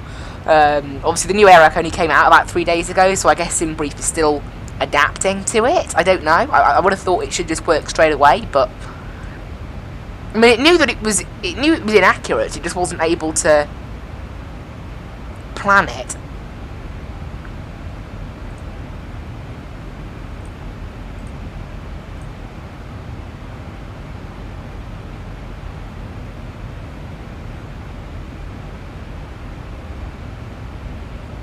But yeah, hopefully it'll get fixed eventually. With I mean, SimBrief are pretty good, to be fair. They are just trying to work. I mean, SimBrief I think is an excellent program. I mean, like, I was flying from Las Vegas to Denver yesterday, and you know, taking an arrival, and I decided to do a bit more of a, because obviously there's vectors on the end of a star. In the US, you have like little vectors on the end of an approach, so I did my own vectors and it was quite a complex kind of approach in the end, trying to vector myself around, and yet when I landed, it managed to get the exact flight time, 1 hour and 19 minutes, and it's just amazing that it takes all this data and then manages to get it pretty spot on. It's always within a few minutes, unless you've taken a big massive shortcut or you've had, a hold somewhere. It's always pretty accurate, which is really amazing, I think, considering it's just a piece of software.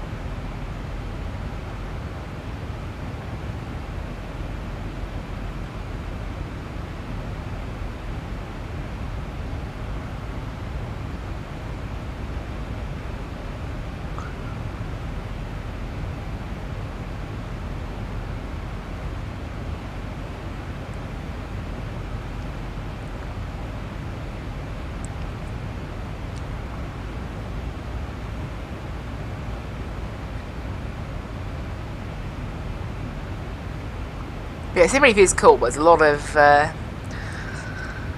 it's very busy. I'm just looking on my, stats page, and you can view all the recent, the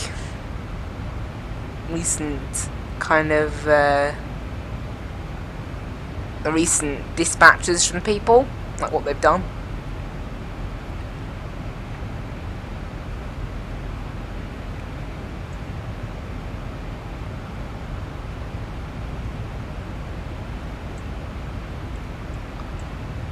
Like, just in the last 10 minutes, there's been, so many flight plans on SimBrief. It's crazy. So there you go. Have a look at this. So, average flight plans per minute, 38. It's crazy. 38 a minute. Like, that's more than one every 2 seconds. SimBrief's crazy. But I'm glad I took that direct to a Taba. It just, it kind of smooths out our route a little bit, really. I don't like when you have to turn right and then suddenly turn left, because it slows down the plane a little bit. And also, obviously, we're trying to save time. If there's no traffic in the area, then you can just take a small little shortcut like that. I'm surprised by the route, because the Taba is a waypoint I've been past quite a bit, and you do normally take a direct from it, from around, probably around Delta India Kilo or Comob, somewhere around there is where you'd probably typically take a direct to it, but we're taking a few. Obviously, as I said, it's because I didn't use SimBrief for today's route. I used Route Planner because of the slightly irritating fact that SimBrief doesn't seem to be able to cope with Air Act 2102, but hopefully that will be fixed in the coming days. Or it could have just been this one route. One thing that does happen, I've noticed, is Fly UK always provide a route, and the route that they provide gets automatically put into SimBrief, and quite frequently the route that they put in is wrong, all the time. In fact, I don't think I've pretty much never had a route provided by Fly UK that's actually up to date on the air rack, or even in some cases actually makes sense. There's quite often airways that don't exist in them and things, so yeah. So it's always good to, but yeah, luckily SimBrief does provide other websites. There's like a little link to the top of other websites, and Route Planner is always my favourite if I can't find. You just enter in, you enter in 2 airports and some altitudes, and it gives you a route. It doesn't give you a SID though, so you do need to plan the the SID and star yourself, but it's pretty good, Route Planner. And then obviously you can copy and paste that route in Route Planner into SimBrief, and then it validated it as okay. But it does mean we have had some slightly weird routes through over Europe, but it doesn't really matter. In terms of Belgrade, we've got the plane from St. Petersburg is 10 minutes away, so not too far away. But yeah, it looks like it'll be quite quiet. Unless any ATC spring up, then it looks like it'll be quite quiet. Weirdly, Gatwick's quite quiet this morning. There's only 9 planes on the ground down there, compared to 21 at Heathrow, even though Heathrow only has approach. Gatwick has tower, about the same level of coverage. But yeah, weird. Normally, it's a bit backwards today. I mean, normally by 11 o'clock, Gatwick is proper busy, but... and then this morning there's actually a good bit of ATC over in America, particularly on the East Coast. There's always ATC in America when I don't fly there. That's how it works. Sadly.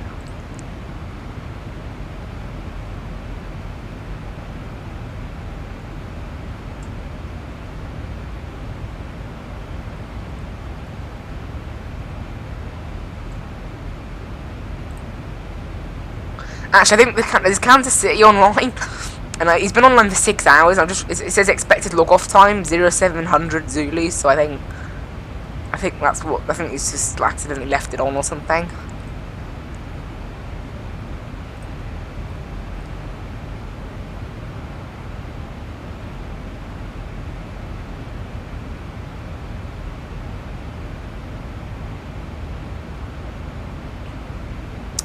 Right, how far to go now? We must be about halfway. No, not quite. We've done 400 miles, got 570 to go, so almost halfway. I want to check whether we're on time as well. Obviously, because we were given pretty nice route out of Gatwick, like climbing straight up rather than having to hold at restrictions, which makes the route a lot quicker. And then obviously we take that little cut then as well. So Ottawa is supposed to hit at 1 hour. So it should be, yeah, it looks like actually we're basically bang on time, I think. We'll probably hit Ottawa about an hour into the flight. It's supposed to be 2 hours 25 minutes today, although since I planned that I have changed what star I'm using to make the route a little bit shorter, so it might be a bit of a quicker flight in the end. I think it's about 3 or 4 minutes doing that different star. So obviously same runway, same approach, even slightly different transition. Right, 360 at 7 knots. The winds are beginning to pick up a little bit in Belgrade. They were variable at about 3 knots first thing, but they're up to 7 knots now, so we'll watch that.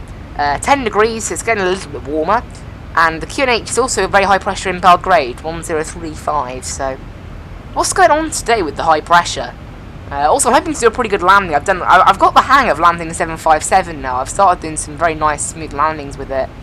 The Airbus, I haven't got the hang of. I'm okay with the Airbus on a joystick, but because of how the physics are in X-Plane, it's one thing with X-Plane that I have noticed is trying to control an aircraft that has the wrong type of control method for what you've got. So, like, so in FSX, I didn't really notice whether I was flying a joystick with the yoke or a yoke with a joystick. I didn't really notice. But in X-Plane, when you fly an aircraft that has a yoke with a joystick, it feels a little bit floaty almost, the plane. And then when trying to fly the Airbus, so a yoke with a joystick, it just feels weird. So, yeah, it's a little bit annoying that. But the 757 is my favourite plane to fly on X-Plane. I think the physics are really good in that. I really like the 757. I think it's a perfect mix as well of like old and new. I started it from cold and dark as well. I think I'll starting up the 73 from cold and dark as well, because it's just easier. If you start up the 73 from, you know, obviously because this thing got it in a way right now where it is a pain for the it's a pain for when you like set anything up. You have to like save a configuration in the Zebo. Like in the Flight Factor, you can just after the Flight Factor, I'm not even sure if the A320 I somehow got it so that it did save in a state where I... Actually, I think I did even do that from cold and dark, maybe. I'm not sure. Yeah. But in 8020, I made it so the IRS is a line a bit quicker, although that setting seems to be broken because whether it's on times 10 or times 1, I still need to wait for it after I've finished playing my route, and the amount of time I wait seems to be about the same, so I don't know, I'm not even know if that setting works. But yeah, I'll probably start doing this one with cold and dark, not with the other two.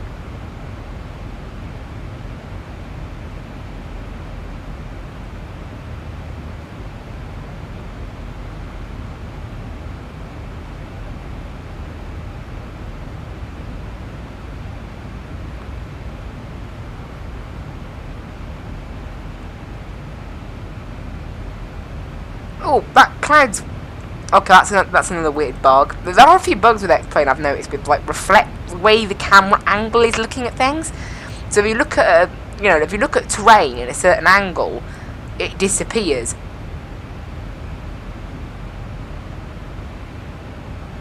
In fact, we may have I don't think we do have an example of it over there, but yeah, so if you look at terrain at a certain angle, it just disappears, the whole tile, but then if you look at it again, it reappears. I think it's a weird bug, like when you've got little holes appearing in the floor. Hopefully X-Plane will patch it. But yeah, it's a bit annoying sometimes.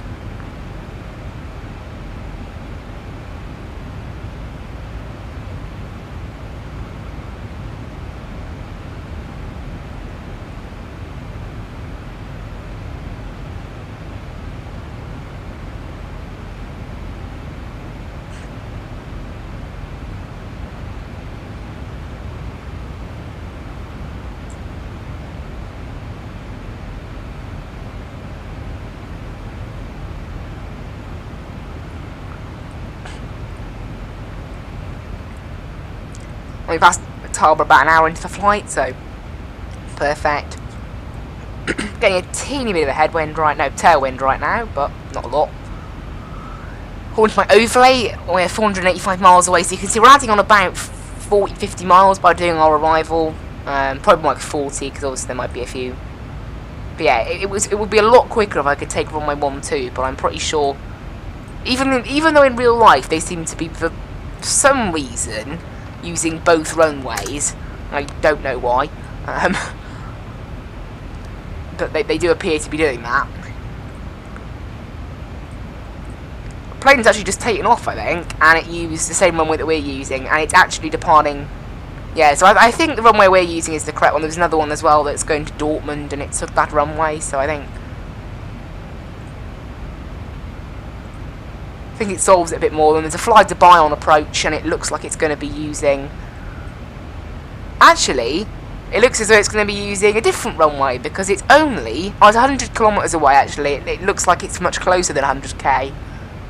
It's okay then that it's at 15,000 feet. It looked a bit high initially, but I think it's okay. So yeah, I think we'll be using runway 30. Obviously, I haven't got any kind of ATIS or anything. There's no controllers around anyway, but to kind of see what's going on. And the plane from St. Petersburg is very close to Belgrade now. We're still 500 miles off. We're going to be descending in about 55 minutes, so not too far.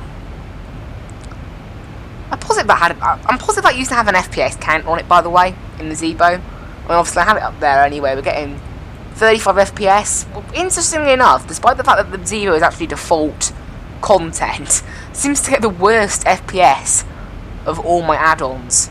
The flight factor 8020 as well is a little bit frame heavy, but it's been okay. But then the flight factor 757 is definitely the lightest on frames.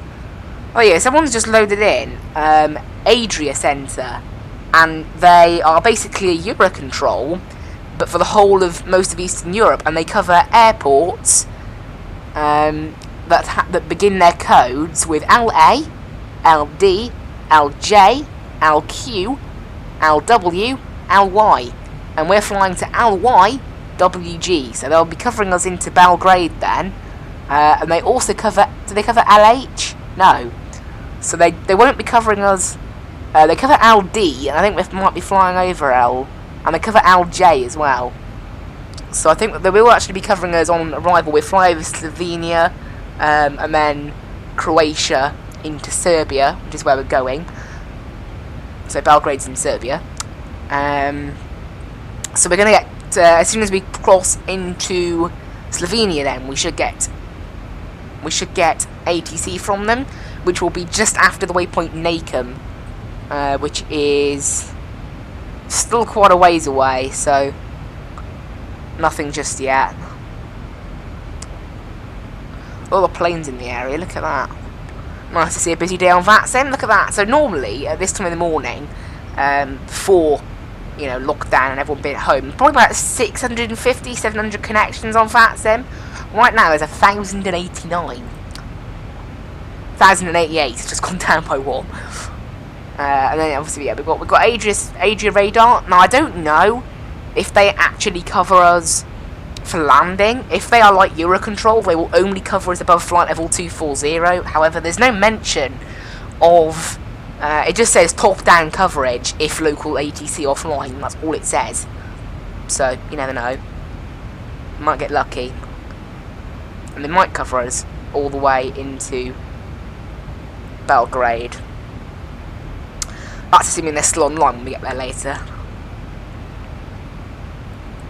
A lot of waypoints. I think this must be going along some kind of like airway or something. Some kind of airway. Like we're in the sky. It's all airways, unless we're going trek.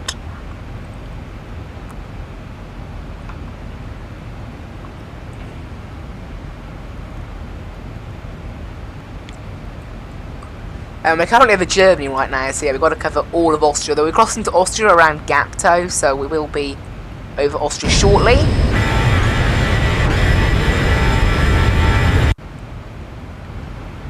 But yeah, I like that FlyUK decided to station some 737s at Gatwick. I really like that. Like, it used to be all A320s out of Gatwick at FlyUK, but they stationed 3 737s there, so there's a few small routes that you can do with 737 now, which I really like. I think it, you know, adds a bit more diversity out of Gatwick, a bit more, you know, obviously you've still got the Fly 2 737s as well, but it just makes it a bit more interesting. I've never actually flown to Belgrade either, because it's a bit far away for where I fly typically,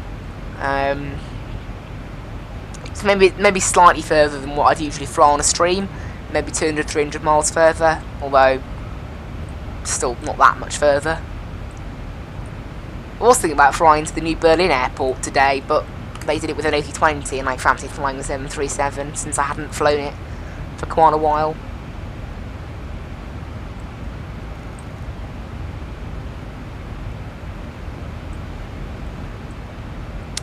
FPS is quite low, but it must be because of the fact I'm streaming, and also remember the fact that I'm, you know, when I say as well that the 737 is the most frame heavy, I haven't tested the other two while streaming. Well, I have actually. I have tested the flight factor while streaming, but I can't quite remember because it has actually been a month since my last stream, weirdly.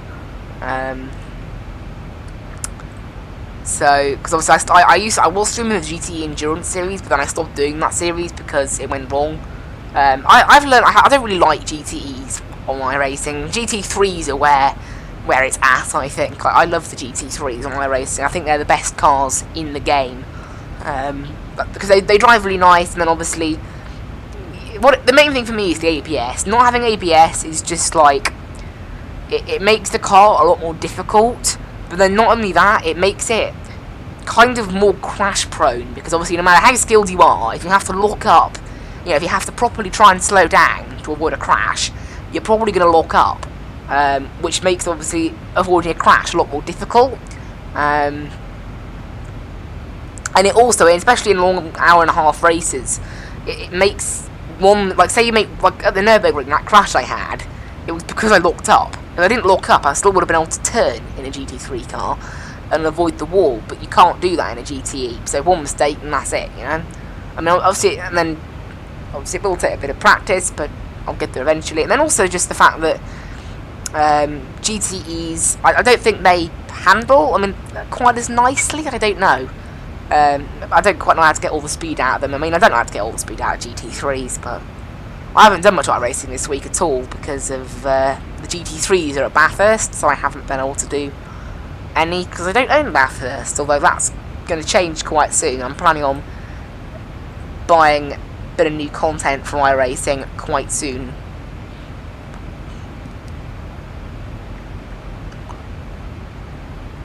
But I'm going to wait till the new season. Obviously, it's week 12 next week, so we're coming up on the end of the season.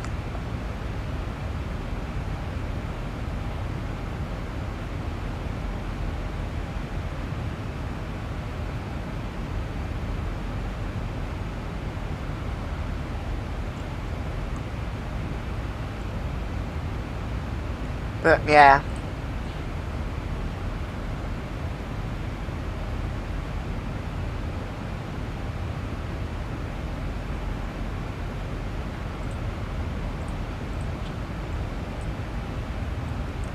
Got a plane just to the right of us. They look like they're climbing though. Are they going to be... I'll have a quick look at what they're planning, what their route is. So, Skyways, okay, they're Wizz Air 2114 going to...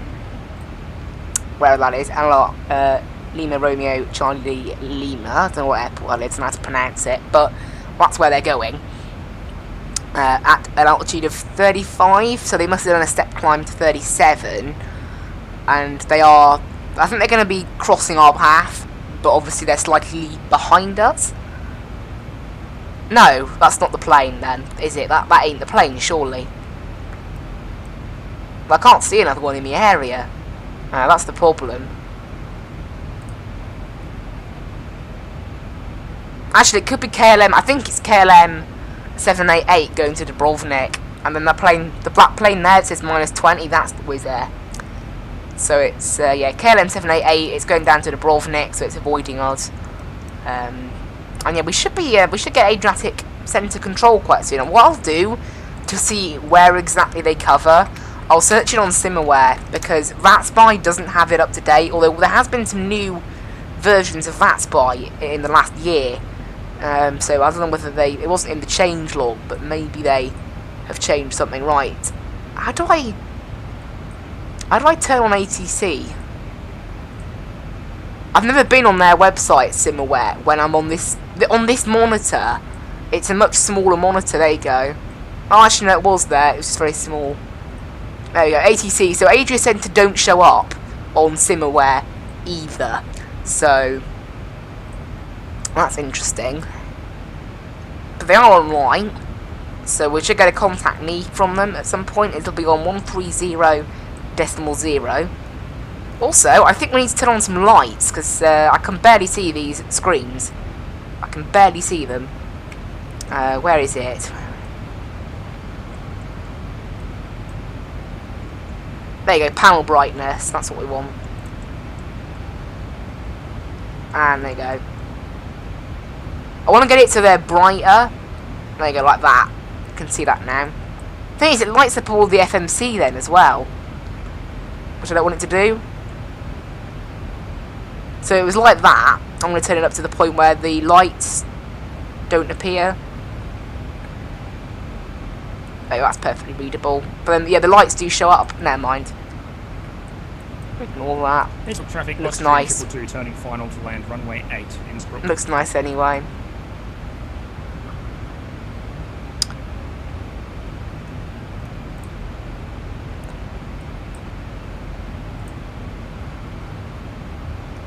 Quite a few Skyways about, seeing a few in the area. Nice. Nice to see company aircraft about the place all the time. Great. Thanks, hope you're enjoying the stream. That's why we do streaming. Although I am wondering whether I should start doing some more flight sim videos. Don't know whether that'd be good, like, you know, try and shorten these flights into like an hour video. You know, edit it a little bit, add like the route in a little thing on a graphic or whatever, I don't know.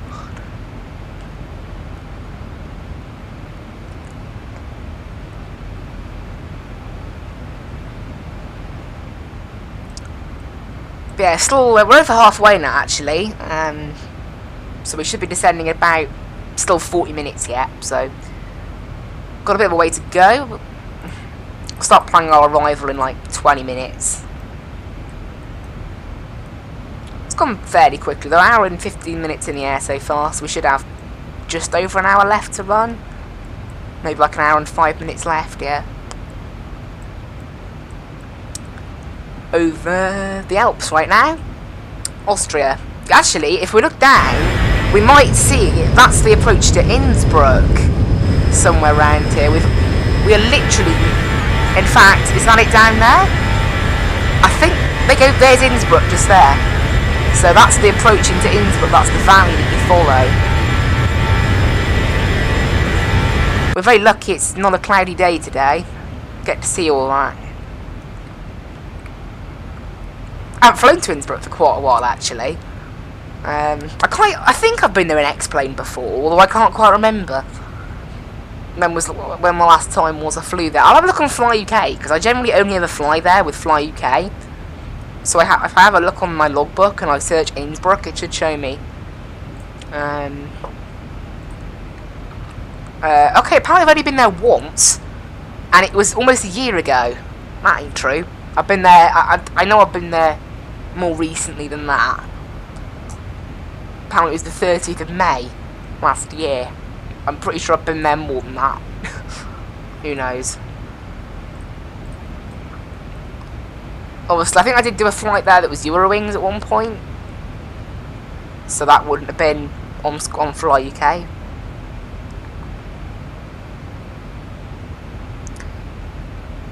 And then yeah, hopefully we've got some ATC when we pass just after Nacum. We should get Adria Centre. If no, actually radar. I need to say radar, not centre. And then they might cover us into Belgrade, but I'm not sure if they will or not. They are. They haven't. It doesn't say on their remarks that they only cover above a certain level, so that implies that they do cover everything.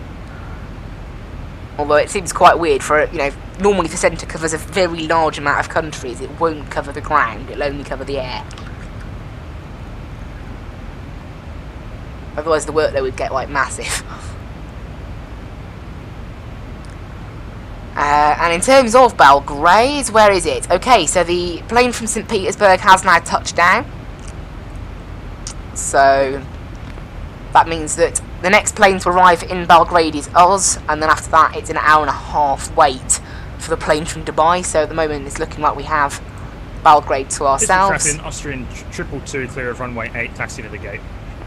Oh, so they were at Innsbruck. I didn't see the Austrian 222. They actually left Gatwick. I think they were right just a few planes ahead of us. I can't remember. I think they were like 1 or 2 planes ahead of us. But pretty cool. It's always funny that with flight simming. It's kind of like, you know, obviously, because it's all real time and everything, you can kind of be like, oh, wait a minute, I saw that guy taking off, and then he's landing, but we've still got... It's like the real world, you know, it's all realistically simulated, I guess. That's what I like about Vatsim, even if you haven't got controllers and stuff. It's always nice to have ATC, though. It's... Sadly, the times that I fly, there never seems to be as much ATC. It's the evenings when ATC really seems to pick up, and I just don't do that much flight sim in the evenings. Also, I don't actually like Vatsim when it gets too busy, because it starts getting really unrealistic, because there's far too many pilots for the amount of controllers. But it does happen sometimes, that, unless there's an event on. If there's an event, then they apply, you know, they provide enough controllers so that it doesn't get ridiculously busy. So sometimes it's okay.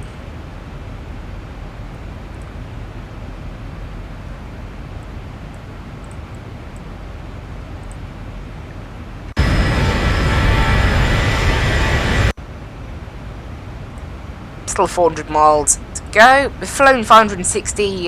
Fly UK's little Skytrack software will check up on us in about 23 minutes to check we're still there. Obviously 2 hours into 2 hours from pushback, it tells you to tune a certain frequency on one of your radios to prove that you're still there, and then it'll do it every 1 to 3 hours after that. So every time, so the minimum, so say it went at 3, say it went at 2 hours, it could then go at anywhere between 3 and 5 hours, and then from there it could go anywhere from an hour to 3 hours later than that. But generally on a flight like this, most flights I do, you only get one check-up, and that'll be the one at 2 hours. I did actually do a 6-hour flight though last weekend, so I got 2 checkups on that one. Went from Gatwick to Banjul in the 757. It's like a little holiday resort in Gambia. Well, it must have. I don't even know it was a holiday resort. It must have been though, because I was flying there with Fly 2, which is Fly UK's like holiday franchise thing. Don't know how to describe it.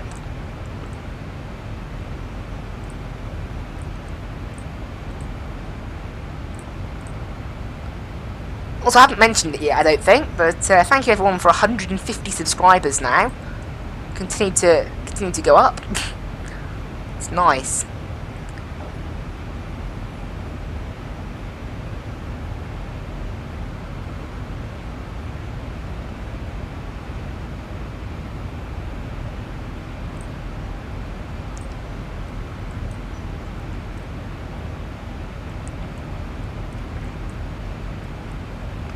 Well, I think we'll actually look at our arrival maybe into Belgrade now, because we've got a bit of time to get all the charts up before we start popping onto ATC and all that. So we know already we're taking the Rigmu to Mike. We know that. Obviously, I planned that earlier on. So there we go. And then approach is going to be the ILS 30, and then we'll get the taxi charts up.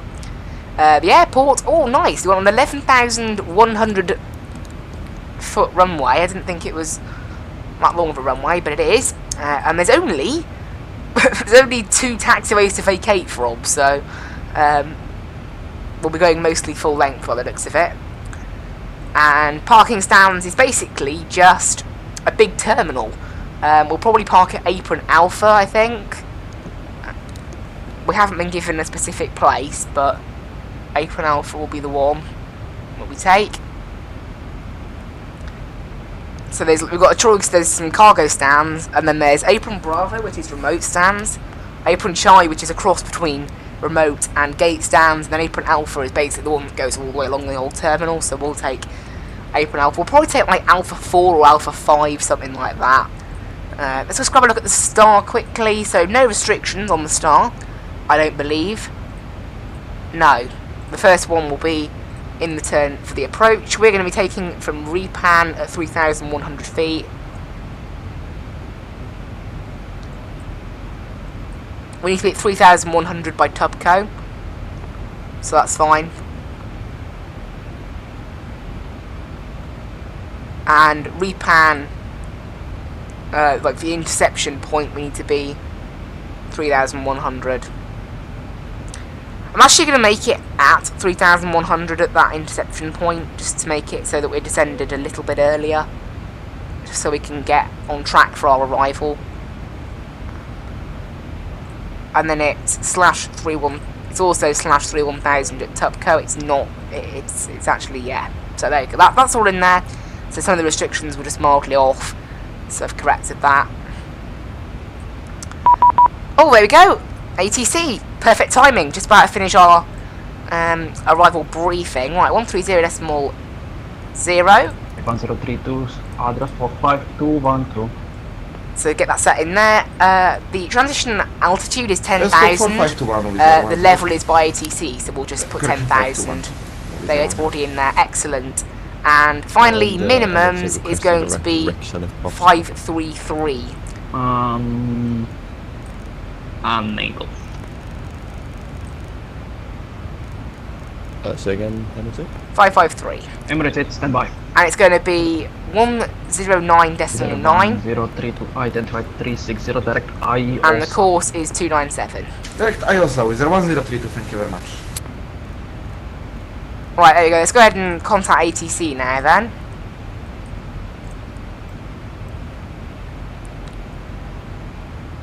Adria radar, good morning. Skyways 484, flight level 370. Skyways 484, squawk 5255.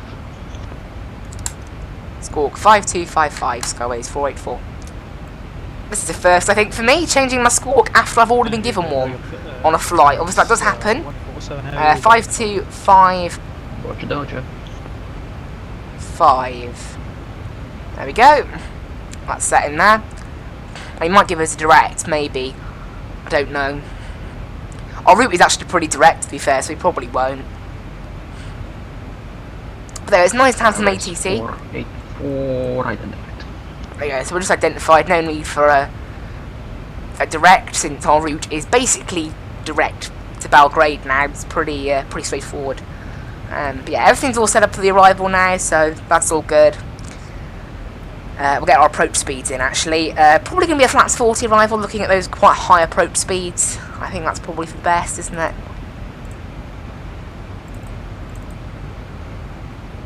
And we've got everything all in there, and just check it matches what's in the FMC, which it does.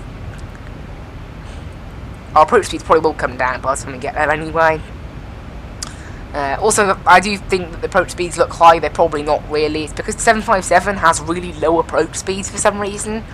I don't exactly know why that is, but it does have very low approach speeds, considering it's, I mean, I think it's actually classified, it's classified as a Class D aircraft, and if you have the 753 in a certain configuration, it's actually classed as a heavy aircraft, so, but that's only the 757-3. And I only fly the 757-2, so the 757-300 wasn't really very popular. I think they sold like 60 or something. Whatever it was, it really wasn't very popular. Oh, there you go. So they do ground clearance then. So if these guys stay online. 16, then backward short. So there you go. If they do give ground clearance, then that means that we should get ATC all the way into Belgrade, providing this guy obviously stays online. If he doesn't stay online, then we won't get. I mean, one thing that does annoy me on vPilot, you could right-click and click Request Controller Info, and it would give you all of their info, or it would give you all of the controller's info. Destination Vienna, and then at the bottom of the info it would say expected log off time, and it's usually blank, but occasionally there would be a time in there. But X-Pilot doesn't give you that.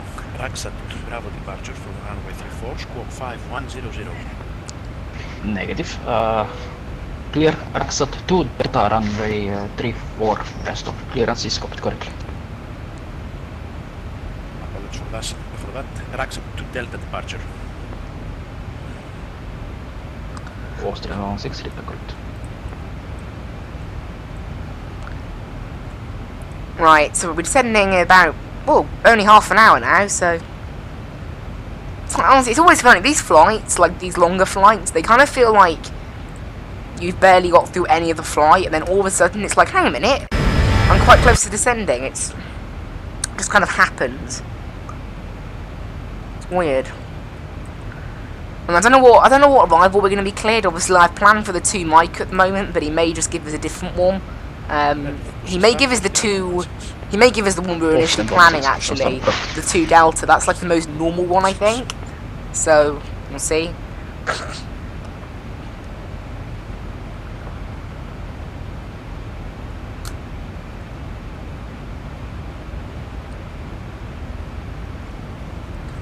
Right, 10 past 11. Is it still? It's 10 past 12, presumably, then outside. Yep. In the game. And there's been some new weather for Belgrade. It's now 020 at 6 knots. So the wind is actually starting to gradually move over to a point where it prefers runway 12. It's currently 10 degrees away from 12 and 8 degrees away from 30. So it's still 30 at the moment. QNH is 1034, so still quite high pressure, not quite as high as Gatwick, and 10 degrees. So it hasn't really got any warmer than 10 degrees. I thought it'd be getting a bit warmer. I mean, Serbia's quite a bit more southern than in the UK, so I thought it'd be quite warm, considering it's a clear day as well. Clear day, end of February. Very little wind, but 10 degrees. Yeah, I absolutely recommend Vatsim. I mean, as long as, like, I mean, you do have to know how to fly the plane that you're flying. That's kind of the one thing I'd say is even if you're like slightly not great with the voice stuff, you can also do text as well. You can do text speak with the controllers if you don't want to speak, and might make it a bit easier. But as long as you're competent flying the plane itself, it's actually pretty good. Yeah, because obviously, Microsoft Flight Sim, when that came out, there's a lot of new simmers on Vatsim now, and generally it's okay. Generally, like there's maybe like 1 or 2 people that have absolutely no clue about what's going on, but it's generally okay.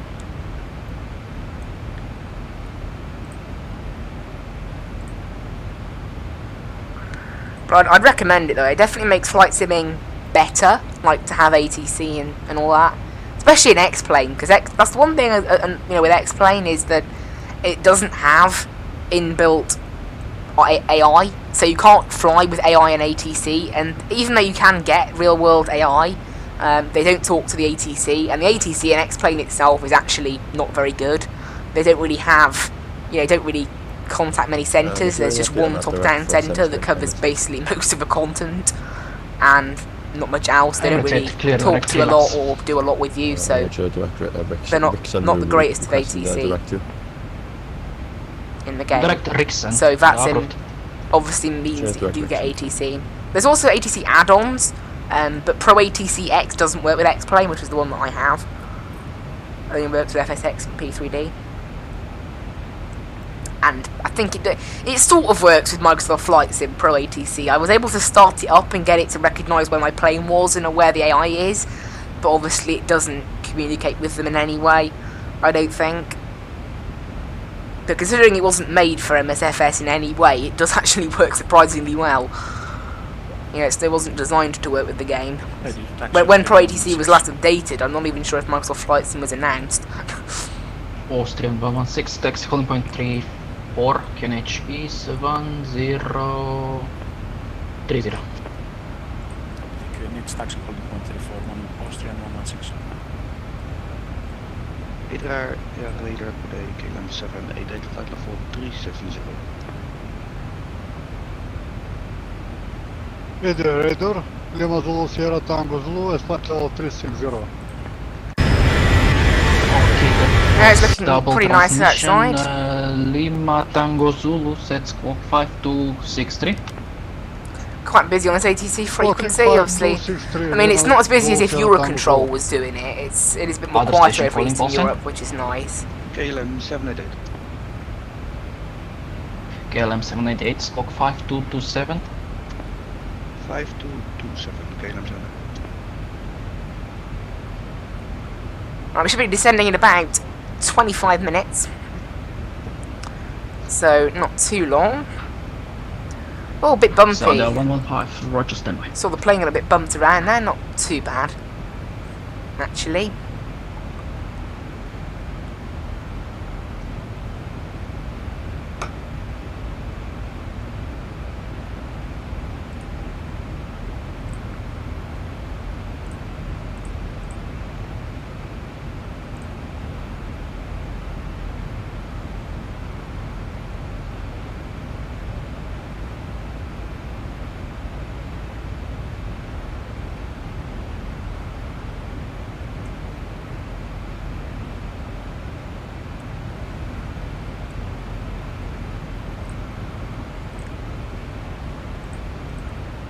So they are 115. That's pretty nice outside. 5274.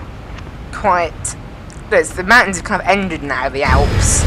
I thought we might be able to see the coast, but not quite. Negative 5274.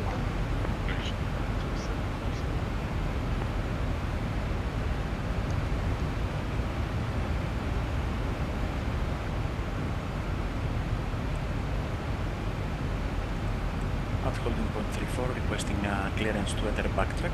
Austrian 116. Austrian 116, backtrack approved.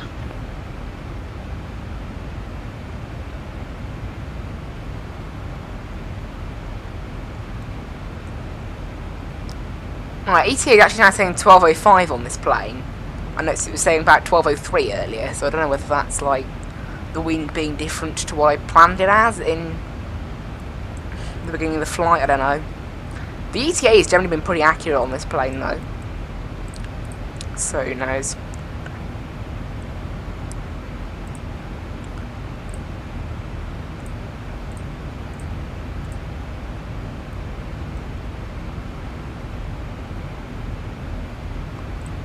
And then there you go, so transition levels, flight level 100, it might be a bit higher than that, I don't know. It's basically what it is. And looking good for arrival there, got everything already finished for, you know, all we want to do to activate the ILS is just throw that little 109.9 into the active position, and then we'll be good to make the approach.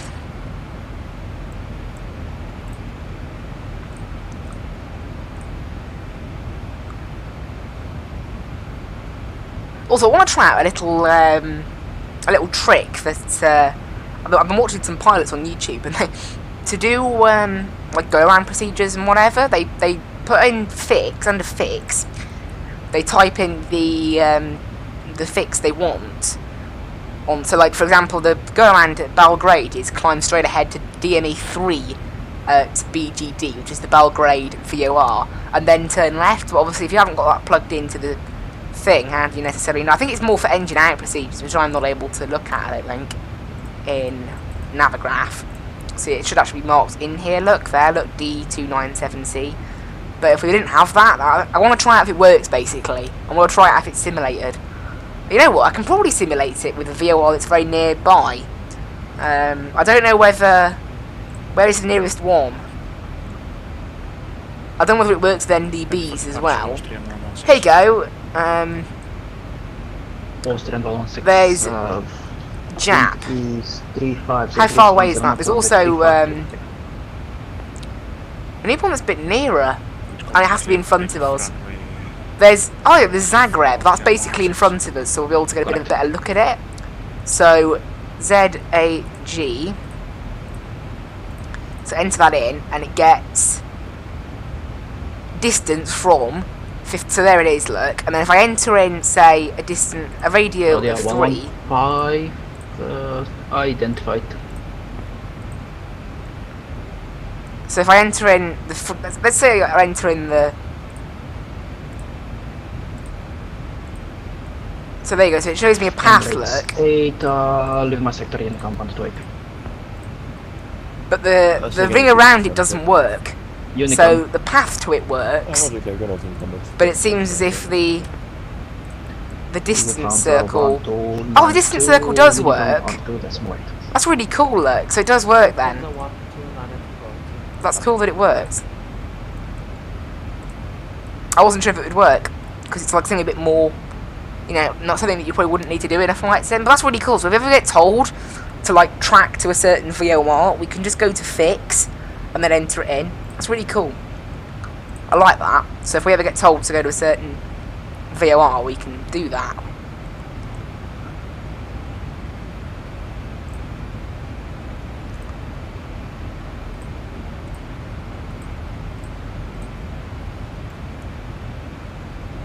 Right, we're descending in under 20 minutes now, so it's gone pretty quick, this flight, to be honest.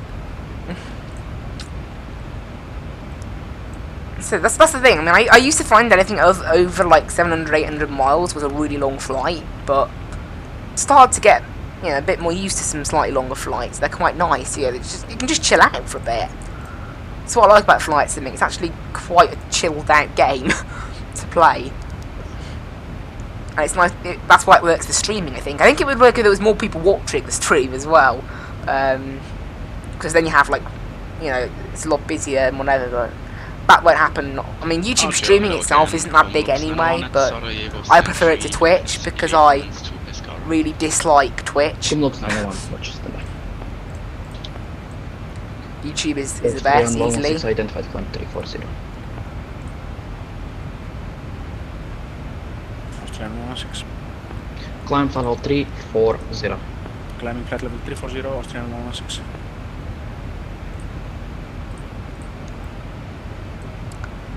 Well, only 125 miles to go until descent, so not long. We're actually going to get a check-in from Fly UK's Skytrack in about 3 minutes, asking us to change one of our frequencies. I'll do it on COM 2 because that's not active. So we'll change COM 2 so that because it works with either one, which is good. That test button doesn't seem to work on the ILS. Oh well. Maybe it only works when we're in range of it. I don't know.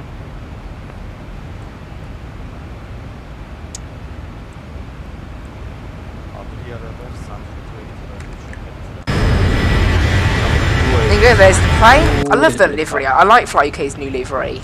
They changed it about a year ago, I think, from New Union Spirit to Crystal. And I actually quite like it. That's what this livery is called, by the way, Crystal. I quite like. Oh, there's a plane. That's a good time to look outside.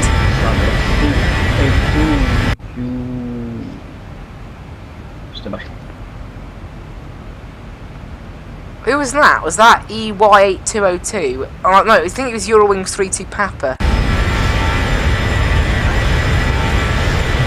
It's gone now. Oh, there it is. No, it is EY. It's EY8202. 282 clearance ready. 282 clear destination via Odras to Alpha, runway 17, squawk 5, correction, squawk 1360.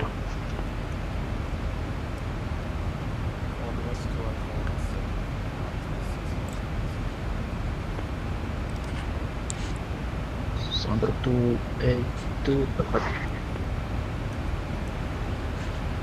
Well, I hope we'll get, a clearance for our arrival quite soon. It's what I'd expect, given that we're quite close to descent. Obviously, our descent might change if we change what star we're on. So I'd rather know that before I start descending. We can probably ask, can't we, what star we're going to be given a bit later on if we haven't been given one. Or we might just say we fly the star we've planned ourselves. But what we can do as well is the controllers do actually alter your flight plan. And if I right click on my flight details on VATSPY, it does show the most updated flight plan. So not necessarily the one that I filed. In this case it is actually the one that I filed that's on there at the moment, basically. But under RigMu it just says RigMu. There's no star further than that. So he hasn't edited my flight plan yet. Leaving the flight deck for about 5 minutes. 3 to Papa, you are leaving my airspace now. Unicom 128. Unicom 128. Thanks for the service, you are Mr.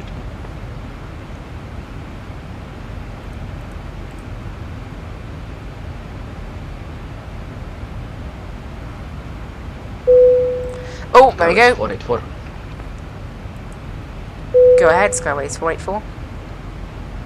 484, wind 020 degrees, 6 knots. Would you like 1-2 or 30? I prefer 1-2, Skyways 484. Guys, 484 for expect Alice, approach runway 12, clear on RigMu 1, correction, RigMu 2 Alpha. Expect ILS 12, cleared on the RigMu 2 Alpha, Skyways 484.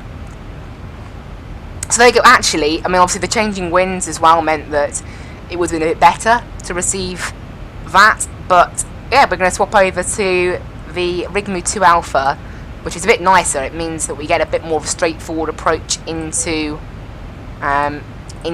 Belgrade. It does actually mean, looking at this, actually, we do need to go and swap around a little bit. We need to, like fly that way, then that way, but it's actually, I think it is still quicker.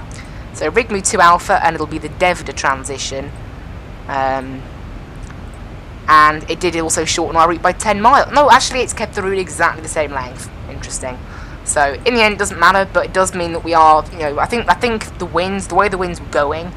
Hello in the chat, by the way. Hope you're enjoying the stream. Oh yeah, we need to change this. So 121.5. Luckily, SkyTrack gives you 5 minutes. Gives you 20 minutes to do it, so it doesn't matter if you're a bit slow. Apparently, we do now have a restriction at RigMu, though, which is interesting. I don't know why that is. Is that true? On the RigMu 2 Alpha, you have a restriction at RigMu. That's actually a bit annoying. I don't know, in the end, the actual length of flight is exactly the same. We're going to need to actually reconfigure this as well. Also, I was initially planning 3-0, but 1-2 is... It's a bit easier, and looking at the changing winds at the moment, obviously the winds were in favour of 3-0, but looking at how they've been going, they'll be in favour of 1-2 very soon. So, just set our new speed, landing speed, and the frequency we now want is 110.3. And the course is now 117.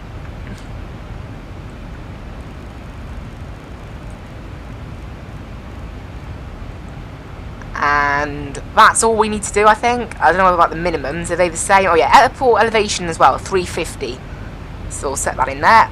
And finally, yeah, minimums are now 517. So a bit lower actually, a bit lower minimums. Doesn't really matter. Oh, that's the wrong one.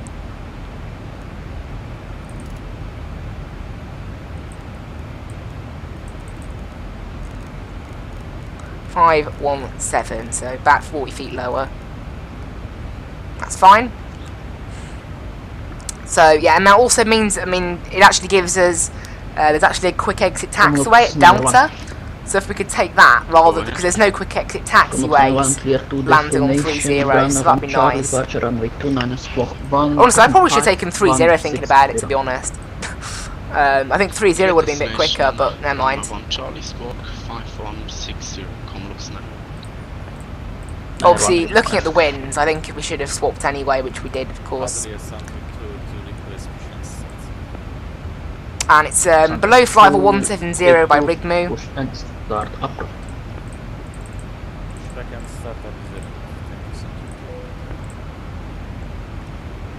And it's max 230 then in that holding, and then we head to 3000 by Labud, then 2850 by KN.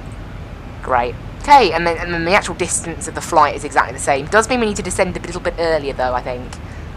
So we'll have to watch that. We'll be descending probably a little bit earlier. Actually, no, we'll be descending about 140 miles out. That's average, that is, that's normal.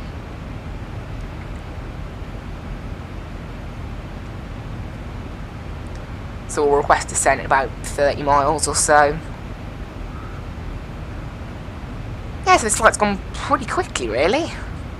And then, yeah, we've changed it. He might actually give us vectors. I hope he does.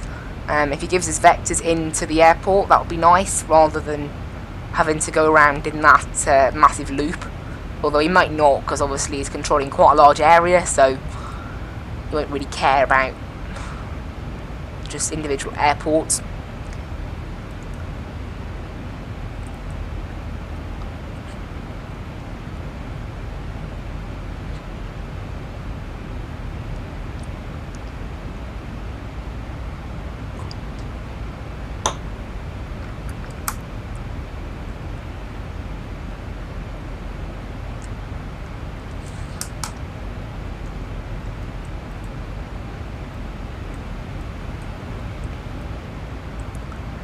Only 185 miles to go. It's been pretty quick, this flight, really. We've done 800 miles already, so not long left. And hopefully we'll have a nice smooth landing. That's the hope. And then we should get some new weather for Belgrade in about 10 minutes. And obviously that will help me. Really, hopefully that is... hopefully the weather will actually be going towards 112. I thought the approach to 112 would be a bit more streamlined, but it does seem like... Unless you take the 2 kilo...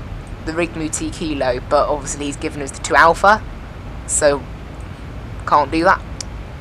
Never mind.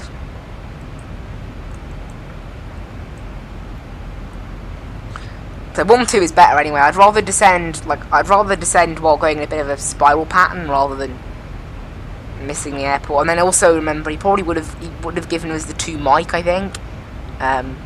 No, he would have given us the 2 delta, not the 2 mic like we wanted. So that would have meant that going to 3-0 would have ended up being longer. So, hey, don't matter. We're descending at about 35 miles now, so not too far to go. Got a plane just ahead of us. It's somehow 1,300 feet a bit ahead of us. I don't know how. No, it's 1,000 feet above. I don't know why it's showing as 1,300. I'm looking on Vatsim and it's... Actually, it is 1,300 now. It's because I've just suddenly dropped 300 feet for some random reason. Must be Must be X-Plane's weather system, maybe.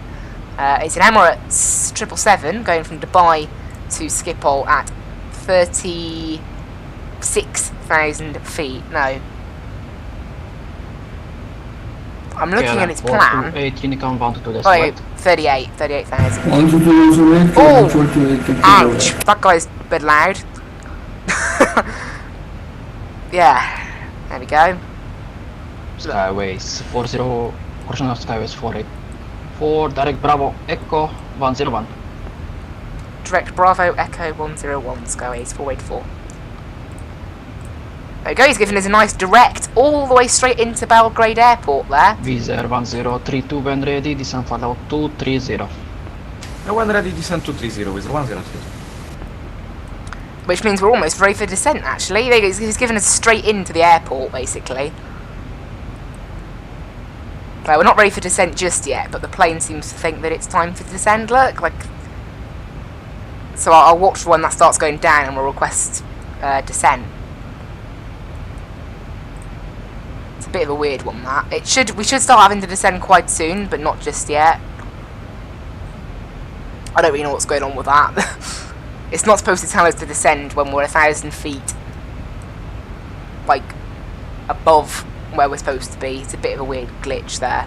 But yeah, we've been cleared to Bravo Echo 101, which clears us for a straight-in arrival to the runway, which is really nice, saves us a little bit of time. And we're now being at 11:59, so I'm glad we chose runway 12 in the end, because we wouldn't have been able to get that same kind of shortcut for 30. And I'm expecting that we need to descend sometime soon, being only 120 miles away from the airport. However, obviously it seems to have bugged out a little bit, this descent thing. It seems to think that we are... Also, why is that saying to estimate... Right, there we go, it's time to descend.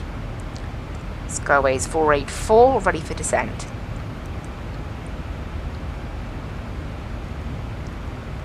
Skyways 484, descent. Flight level 130. Descend flight level 130, Skyways 484. So there we go, we've been cleared down to descend now. Cleared down to 130. So quite a way. And down we go, straight into Belgrade. So we're getting a little bit of a shortcut, which is nice. Always nice to get a shortcut. Would have been nice to know a bit more about when we were descending properly there, but oh well. And then yeah, so we've been given clearance straight to Bravo Echo 101, which is the waypoint that starts off the ILS basically. So we've been given a nice little shortcut there. So instead of him giving us vectors, which would have given him extra work, he's just given us a nice direct, which is much easier. And yeah, we can just go straight into Belgrade, which is good. We'll just check the plane has put it in accurately as well. Under 22 taxi hold point runway. We'll go down full, there you go, just put down range. And you can see, there you go, just nice straight in now. It's great. We'll go 40 nautical mile range now. We'll set runway heading in here, because we're not going to be turning anymore, which is 117. KLM 788 and descent for 110. Repeat that, KLM 788. Yeah, we're descending at about 3,000 feet per minute right now, so quite a quick descent actually. Why not, I guess.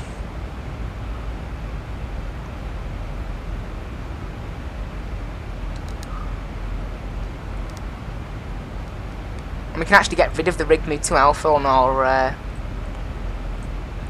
charts, because we don't need that chart. We can just bring up the ILS chart instead.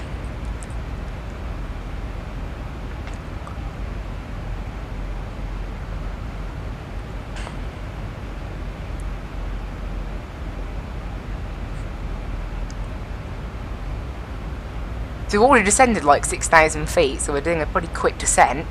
I guess that makes sense since we've only got 102 miles to go.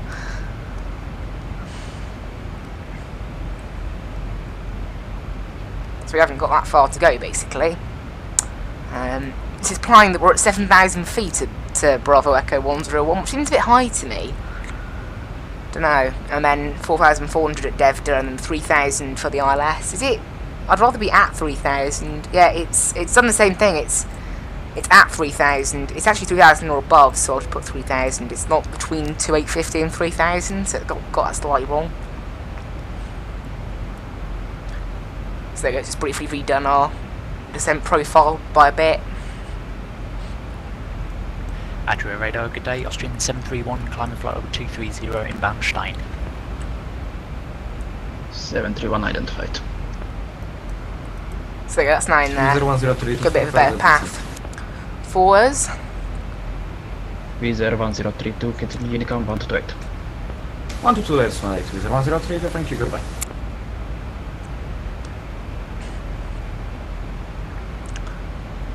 But yeah, very quick descent. Coming up on 2 hours in the air now. And yeah, looking like we'll be on the ground a teeny bit earlier than planned because of the shortcut, which is nice. Just check everything's accurate. Yeah, 110.3 and 117. We'll get the ILS frequency in there now since we're just going direct. And then we can active exit when we get there. Landing speed is now 136 knots. So our landing speed's coming down a little bit. Which is fine.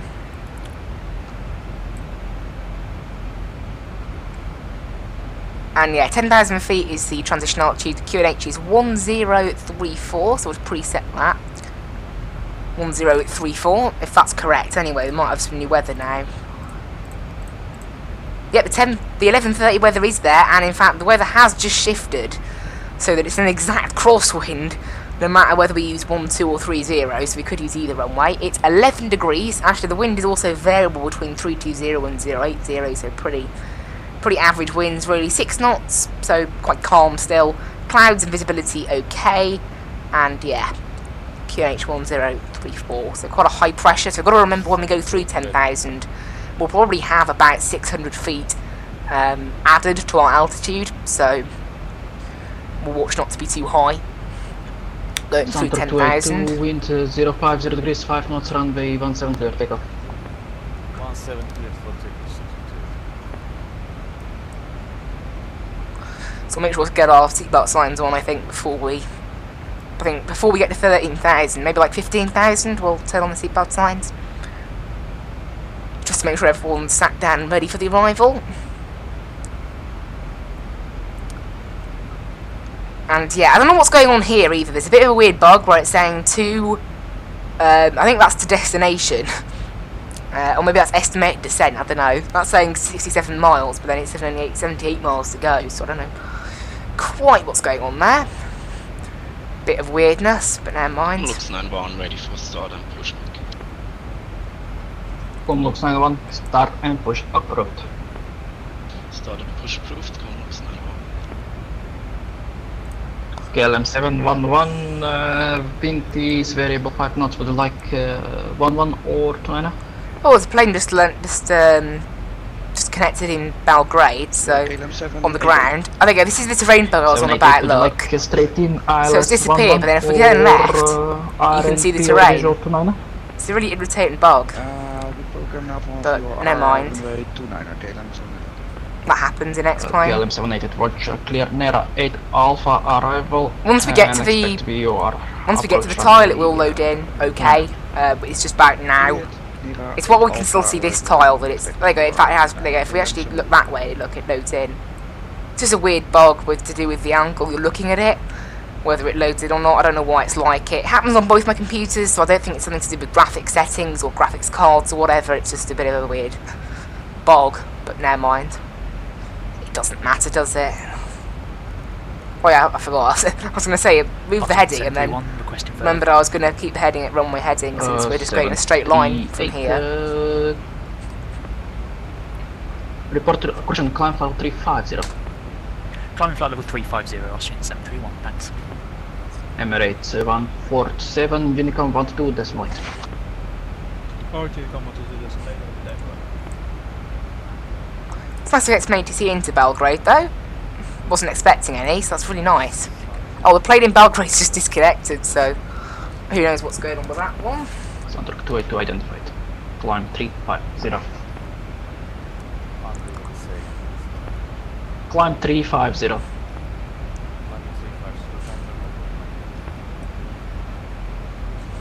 Right, coming up and passing 18,000 feet now.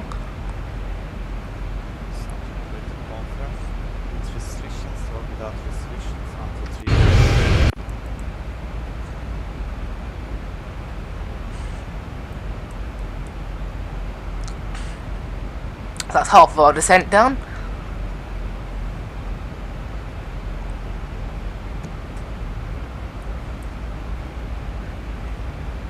And we're 61 miles away. According to my overlay, we're 62 miles direct to Belgrade. So somehow we're going better than direct? How does that make any sense at all? Okay, they're now both saying 61. It's probably to do with how it rounds it. Or something. Obviously we can't be going shorter than direct. That's not possible.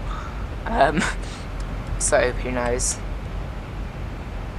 Like that bug look does seem to eventually kind of like sort itself out, but we'll see.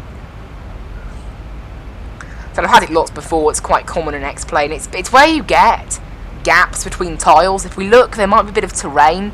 I can't see it actually, but sometimes if there's mountains, there's like a little white gap between the two tiles. And I think that gap is what causes the entire panel, the entire tile to disappear when you look at it at a certain angle. I don't know. But, you know, whatever it is, it happens, so deal with it. A little bit annoying, but never mind. Right. Seatbelt signs on. I just heard something click. There we go. So this is what I mean when I was saying about the packs turning themselves on at the start of the flight. I just went up to look at the seatbelt signs, and somehow that switch flicked. So that might happen to the packs at the start of the flight. See, I'm going to have to request further descent here quite soon.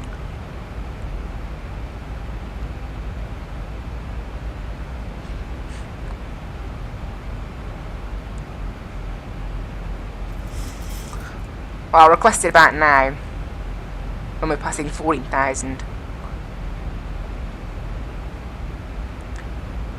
If he doesn't give us one already.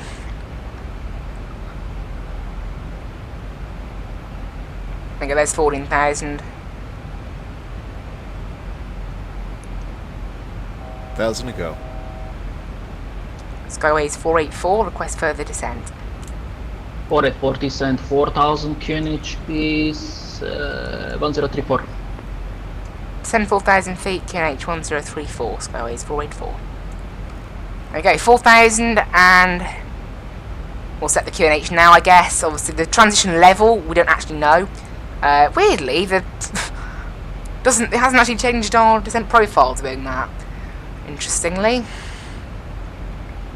So there we go, down to 4,000 feet. 3,000 feet is actually where we intercept the ILS, so, but maybe he's planning on getting us to intercept it a bit early. That is possible.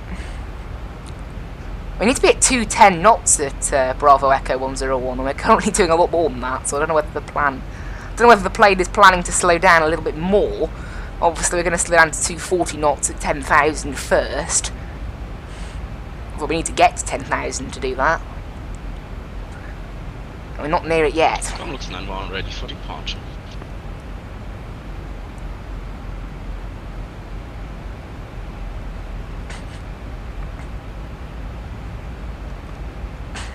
Comlux 91 being 090 degrees 6. I think we should start slowing down soon, to be honest. The takeoff to Manor, Comlux 91. I don't know, we have plenty of time, I think. The plane knows what it's doing. It should do anyway. I'll keep an eye on it. Obviously, I can go manual speed if it's not slowing down. Feet, QNH is I have a feeling that the plane will want to slow down to 240 knots first before it does anything else. Which it should do just below 11,000, I think. 4,000, or not. Also, there's no dots I've noticed on the line. There's no dots to start slowing down. We'll give it until 10,500, and if it hasn't done it, I'll just do it manually. Oh, there we go. Good. It did start doing it. Good. And it's suddenly realised we're too high. Oh, no, it hasn't. Okay, it hasn't started slowing down. So I'll do it myself. Line lights on. Put out the speed brake just to help it a little bit. Because it's now realised that it's too high and whatever. Right, we'll go down to 220 knots, I think.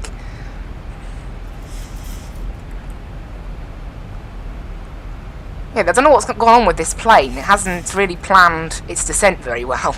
I thought it should slow down by itself. It shouldn't rely on me to do it. Obviously, the Zebo does suffer from little issues like that from time to time anyway. But we are now 1,000 feet off course, which isn't really what you'd want. We're going to set 230 knots. I'm going to set flaps 2 to help kind of slow it down. And we'll keep the speed brakes out so this thing can do a bit of a quick descent to catch back up. Luckily, we can catch up very quickly because it's quite a slow descent when you get below 10,000 feet.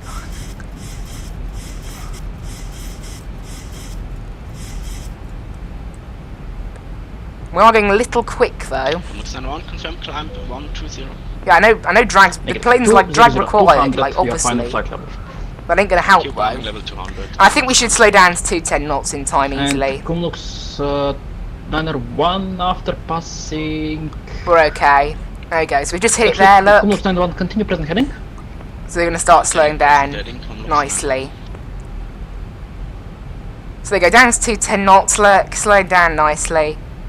And Kumlux 91, are you visual with the terrain? And the plane's made it okay, which is what we wanted. I mean, gone flaps 5 actually. I thought we only put it out to 2, but there we go. Left, it's fine. Proceed left, turn direct of Verana, visually.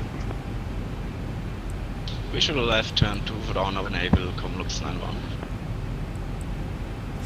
Skyways 4840, descend 3000, clear ILS 12. Send 3000, cleared ILS 12, Skyways 484. Sound Turk 282, direct Velba. Direct to Velba, Sound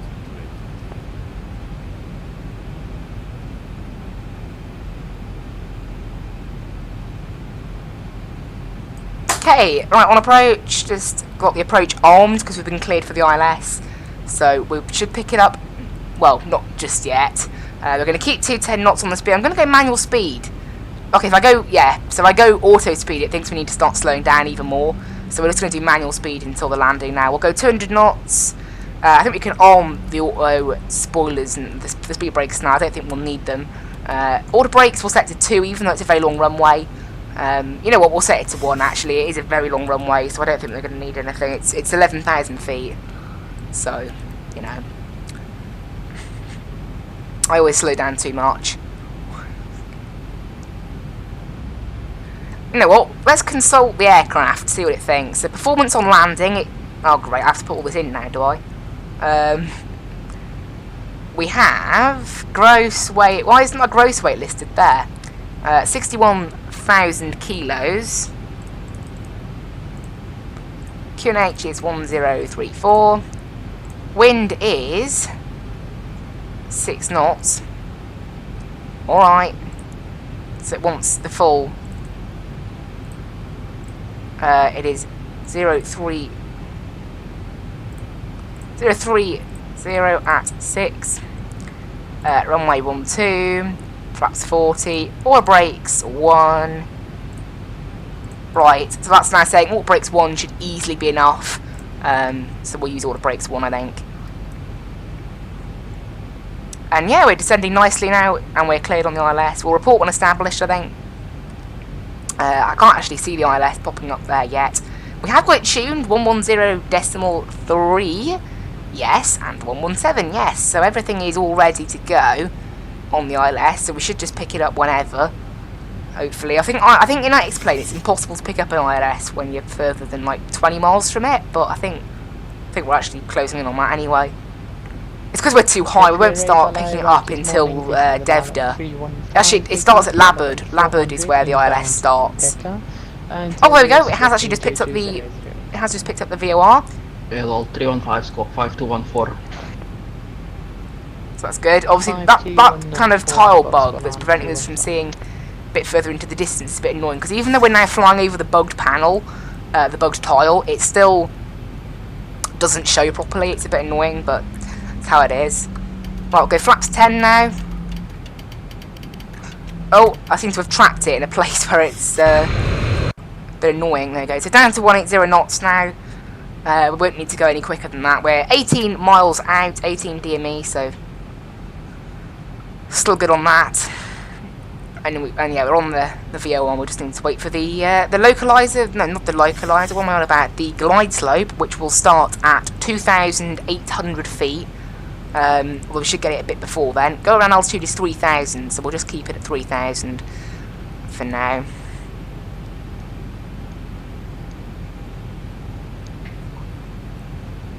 And it looks like this flight will end up being a little bit quicker than planned in the end, which is nice. It's supposed to be 2025, but obviously we have taken a nice load of shortcuts. Approved. Thank you, well, I've got now 315.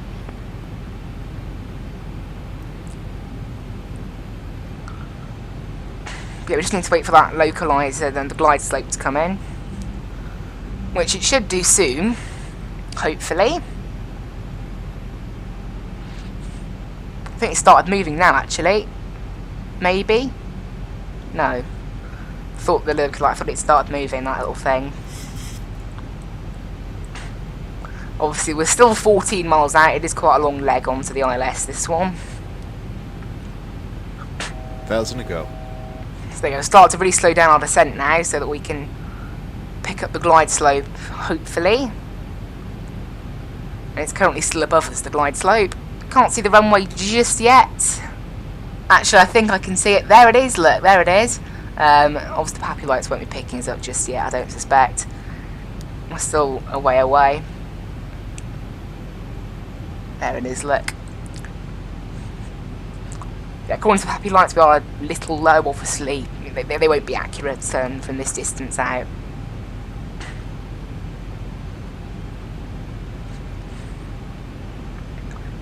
But yeah, we should be expecting to pick up the glide slope now in the next 2 or 3 miles, really. I'm going to keep it at 180 knots until about 10 DME, and then we'll slow it down to 160 knots. But we are now, of course, stuck now at 3,000 until we pick up the glide slope, which should be coming now in the next mile. Really, it was supposed to start at Kilo November at 2,000. There you go, there's the glide slope. So we'll just wait until we're established on that, and then we'll report established. Right, down to 160 knots on there now. So that'll allow us to properly slow down. Can't go any more than flaps 10 until we extend the gear, so we'll be waiting for that. And you can see there is the glide slope, look. 200 feet. And then that is now the glide slope that's being picked up there.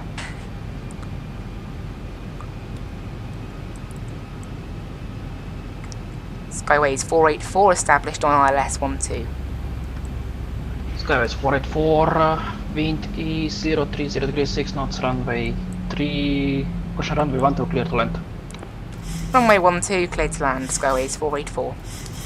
Okay, there we go, clear to land, and I think only being 7 miles out, you know, it's not time to slow down just yet. We'll wait till we're about 5 miles out, and then we'll get ready for landing, the last bit of the landing.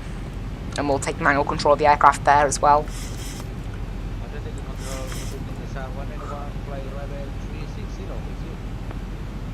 Because at the moment we're still 6.5 miles out, so... Go around altitude is set, everything's ready to go. Oasis 191 squawk 5. Very clear, not really much wind at all, 6 knots. Obviously it's variable winds, so they're going quite a few different directions. 5433, Right, gear down. And down to arrival speed 136 plus 5, so 141. Because you can see there, wind correction is plus 5 today. Pretty much always is in the 737. Put that on the legs page, that's on the progress page. So down. Oh, damn it, we need to go full flaps now to sustain this this airspeed. It's fine.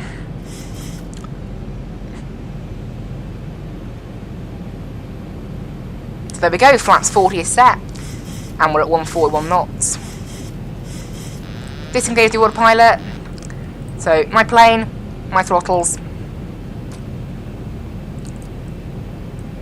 And we're now controlling the plane. It looks like we'll be about 10 minutes earlier than planned as well, thanks to the shortcuts today.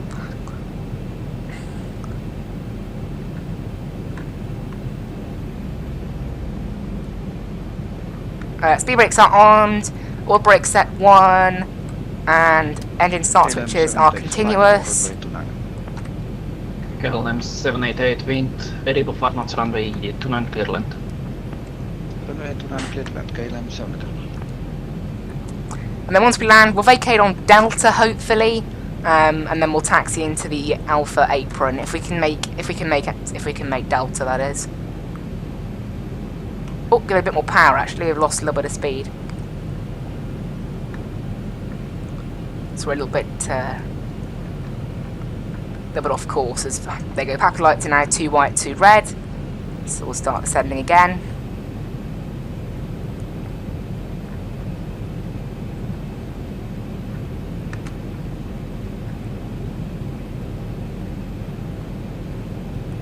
We'll look a little bit more outside well, it's a bit nicer. It is a bit of a crosswind, even though it's only 6 knots. You can kind of look in how the plane is handling, but it's okay. Power back a little bit, we're a teeny bit too high actually. This always happens to me, I'm always too low on an approach and then it ends up being too high. But we're okay, minimums continue, and we're pretty good on the altitude actually. Right on the touchdown zone, and idle power. Try and get a nice landing in there. There we go, minus 247, pretty average for me that, not bad. Versus out.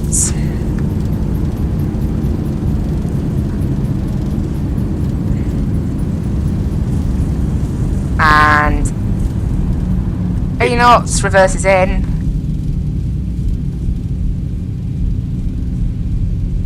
And 60 knots, manual braking. Auto brakes off, and we'll be able to take the quick exit taxiway here. Stop the clock there, 2 hours 16 minutes. Landing lights off, taxi lights on, APU on, engine start switches into the off position. There we go. Hello and welcome everyone to Belgrade. Pretty good landing there. Skyways 484, vacated runway 12 on Delta. Alright, welcome Belgrade, taxi Alpha 3. Taxi stand Alpha 3, Skyways 484. Okay, there we go. Hello and welcome everybody to Belgrade. Good afternoon, Clever 85 with you, level 370 inbound. We're here, 9 minutes earlier than planned as well. 5270. 9 minutes earlier than the 2 hours 25 minutes planned, so not bad. We're given stand Alpha 3, so it'll be down Alpha, onto Golf, and then the third stand on the right. There. Okay. Amazing. That was a good little landing, that. Pretty pleased. Got better at my landings lately on Switching on now to X-Plane. Unicom 1 to 2 decimal 8, Austrian 1116. And there we go, right. Disarm the auto brakes, retract the flaps, and there we go. We are here. Not bad. Yeah, planned flight time was 2 hours and 25 minutes. We did it in 2 hours 16, so that makes up for the little delay we had with X-Plane trying to load up, and of course the little mishap with the packs earlier on. So not bad. Engine bleeds can come off now actually, and APU power on.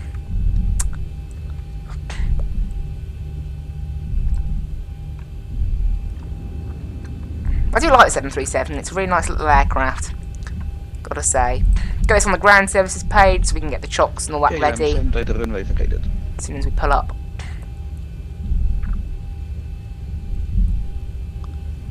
Been some pretty long taxis today though, hasn't it?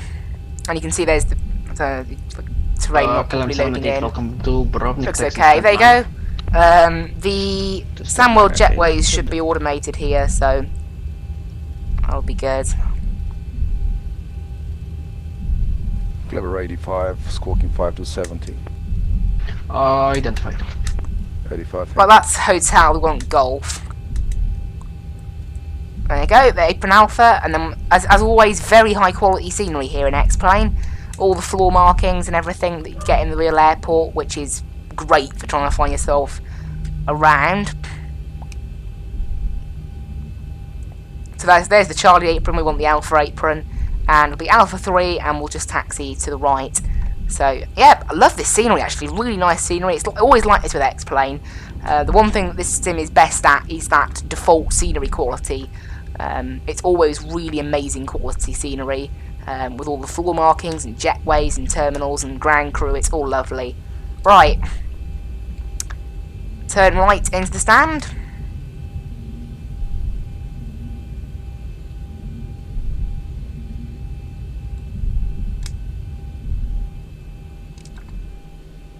Oh, overshot it a bit there. It's like that when you control the rudder with the yoke. You can overshoot a little bit. And I don't know which, it was that bit of the we're going to aim for. I think we're going to aim for 3, so therefore we'll stop when our window says 2. Somewhere around there anyway. Run 29 Delta, squawk 5215. Yeah, we'll stop there. Parking brakes, have a quick look. Yeah, pretty good parking that. And engine 2 off. Engine 1 off.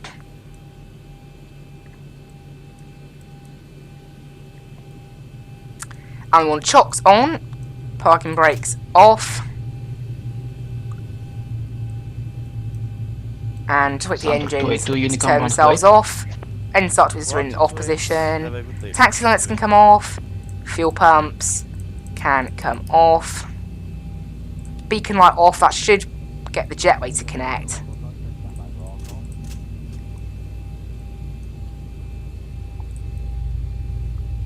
And GPU on. APU off. Elec gens off. All the other stuff is good. And there we go, that is it. The jetway should hopefully connect. Good afternoon, Romeo 2 Kilo. Once it detects inbound, that... level 360.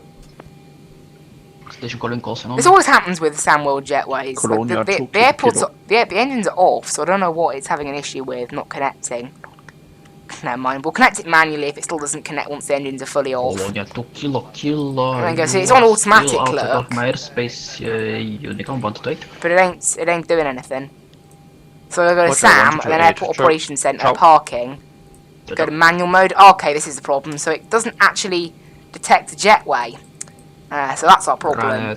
So we'll go into auto, so it doesn't detect that jetway there. So we'll just use the air stairs instead.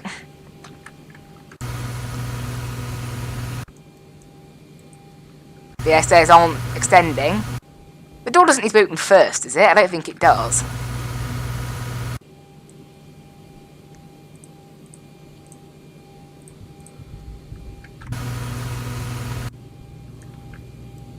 If I open the door, will that get the air stair to open? Yes, it will. So there we go. And doors. And cargo ones as well. Run 29 Delta, report Mach number. Ryanair 29 Delta, Mach 0.80. So there we are, we're good. And that can just stay like that now. Reduce Mach Start service cruise on ground. Reduce 77. Ryanair 29 Delta. They all just leave it like that. Seatbelt signs can come off. But yeah, Samworld jetways, it almost never works, to be honest, as a plug-in. It's a bit of a shame. But it does happen. Anyway, there we are. Seatbelt signs are off. Packs off. Everything off. Thank you. Saudi 115. Propeat's off. There we go. So, all finished with. One thing I just need to do quickly. I think we're going to start this plane from cold and dark in future. So, Tango Zulu, same for you. Unicom 128. 128, thank you. So state we want to. Want to reset to cold and dark. Austrian 731's ready for descent. Doesn't do anything. So what we'll do, we'll turn off. We'd like to try the visual for 29 if possible, Austrian 731. So I turn this off. 731 Roger. 731 Roger. Confirm you would like the published one or a circle to land? We'll take the published one, please, Austrian 731. So what I want to do is basically just set this up to cold and dark. So off, off, that's off. I want the nav then, we want the IRS is off and off. And then we'll basically make it fully cold and dark. Because I actually quite like going from cold and dark. It's quite fun, so. There we are. I think that's everything. Cold and dark. Just want to make sure. So standby panel, standby power. That's all off. Trim air is off. Okay, great. That is now fully cold and dark, this aircraft. Meaning, we'll go ahead and disconnect ourselves from Vatsim as well. There we are. Fully cold and dark and ready to save the state there. So save cold and dark switches state. And hopefully that will end up. And we'll save all this in preset 1. So preset 1, preset 1, preset 1. So it's all saved under preset 1 now, and then quick save all configs. So there we go. And we should be good. So thank you everyone for watching. Hope you really enjoyed today's stream. Really good fun, that one. My phone is still being weird with the Wi-Fi. It's been doing it all stream long. My computer's been fine though, so don't worry, it's not the stream. Right, go ahead and get rid of all the charts on my navgraph. There we go, fun little flight that one. Really enjoyed it. Always like flying the 737 from Zibo. It's honestly, I can't believe it's free, the Zibo 737. If you guys have X-Plane, what are you doing if you don't have the Zibo and you have X-Plane? What are you doing? We flew 926 miles in the end, so pretty good. Submit that, get rid of that, and there we go. Hope everyone enjoyed today's stream. I did enjoy the flying.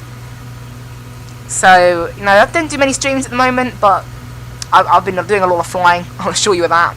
I had a bit of a break from flying in most of end of January, beginning of February. I didn't really do any flying at all. But I'm back now and I'm doing a lot the last week and a half, and I've really enjoyed it. So, hope everyone really enjoyed this one. Go ahead and whack it onto the end screen. There we go. Hope everyone really enjoyed this flight, and I hope to see you in the next stream. I'll leave you with background music and the end screen. Bye-bye.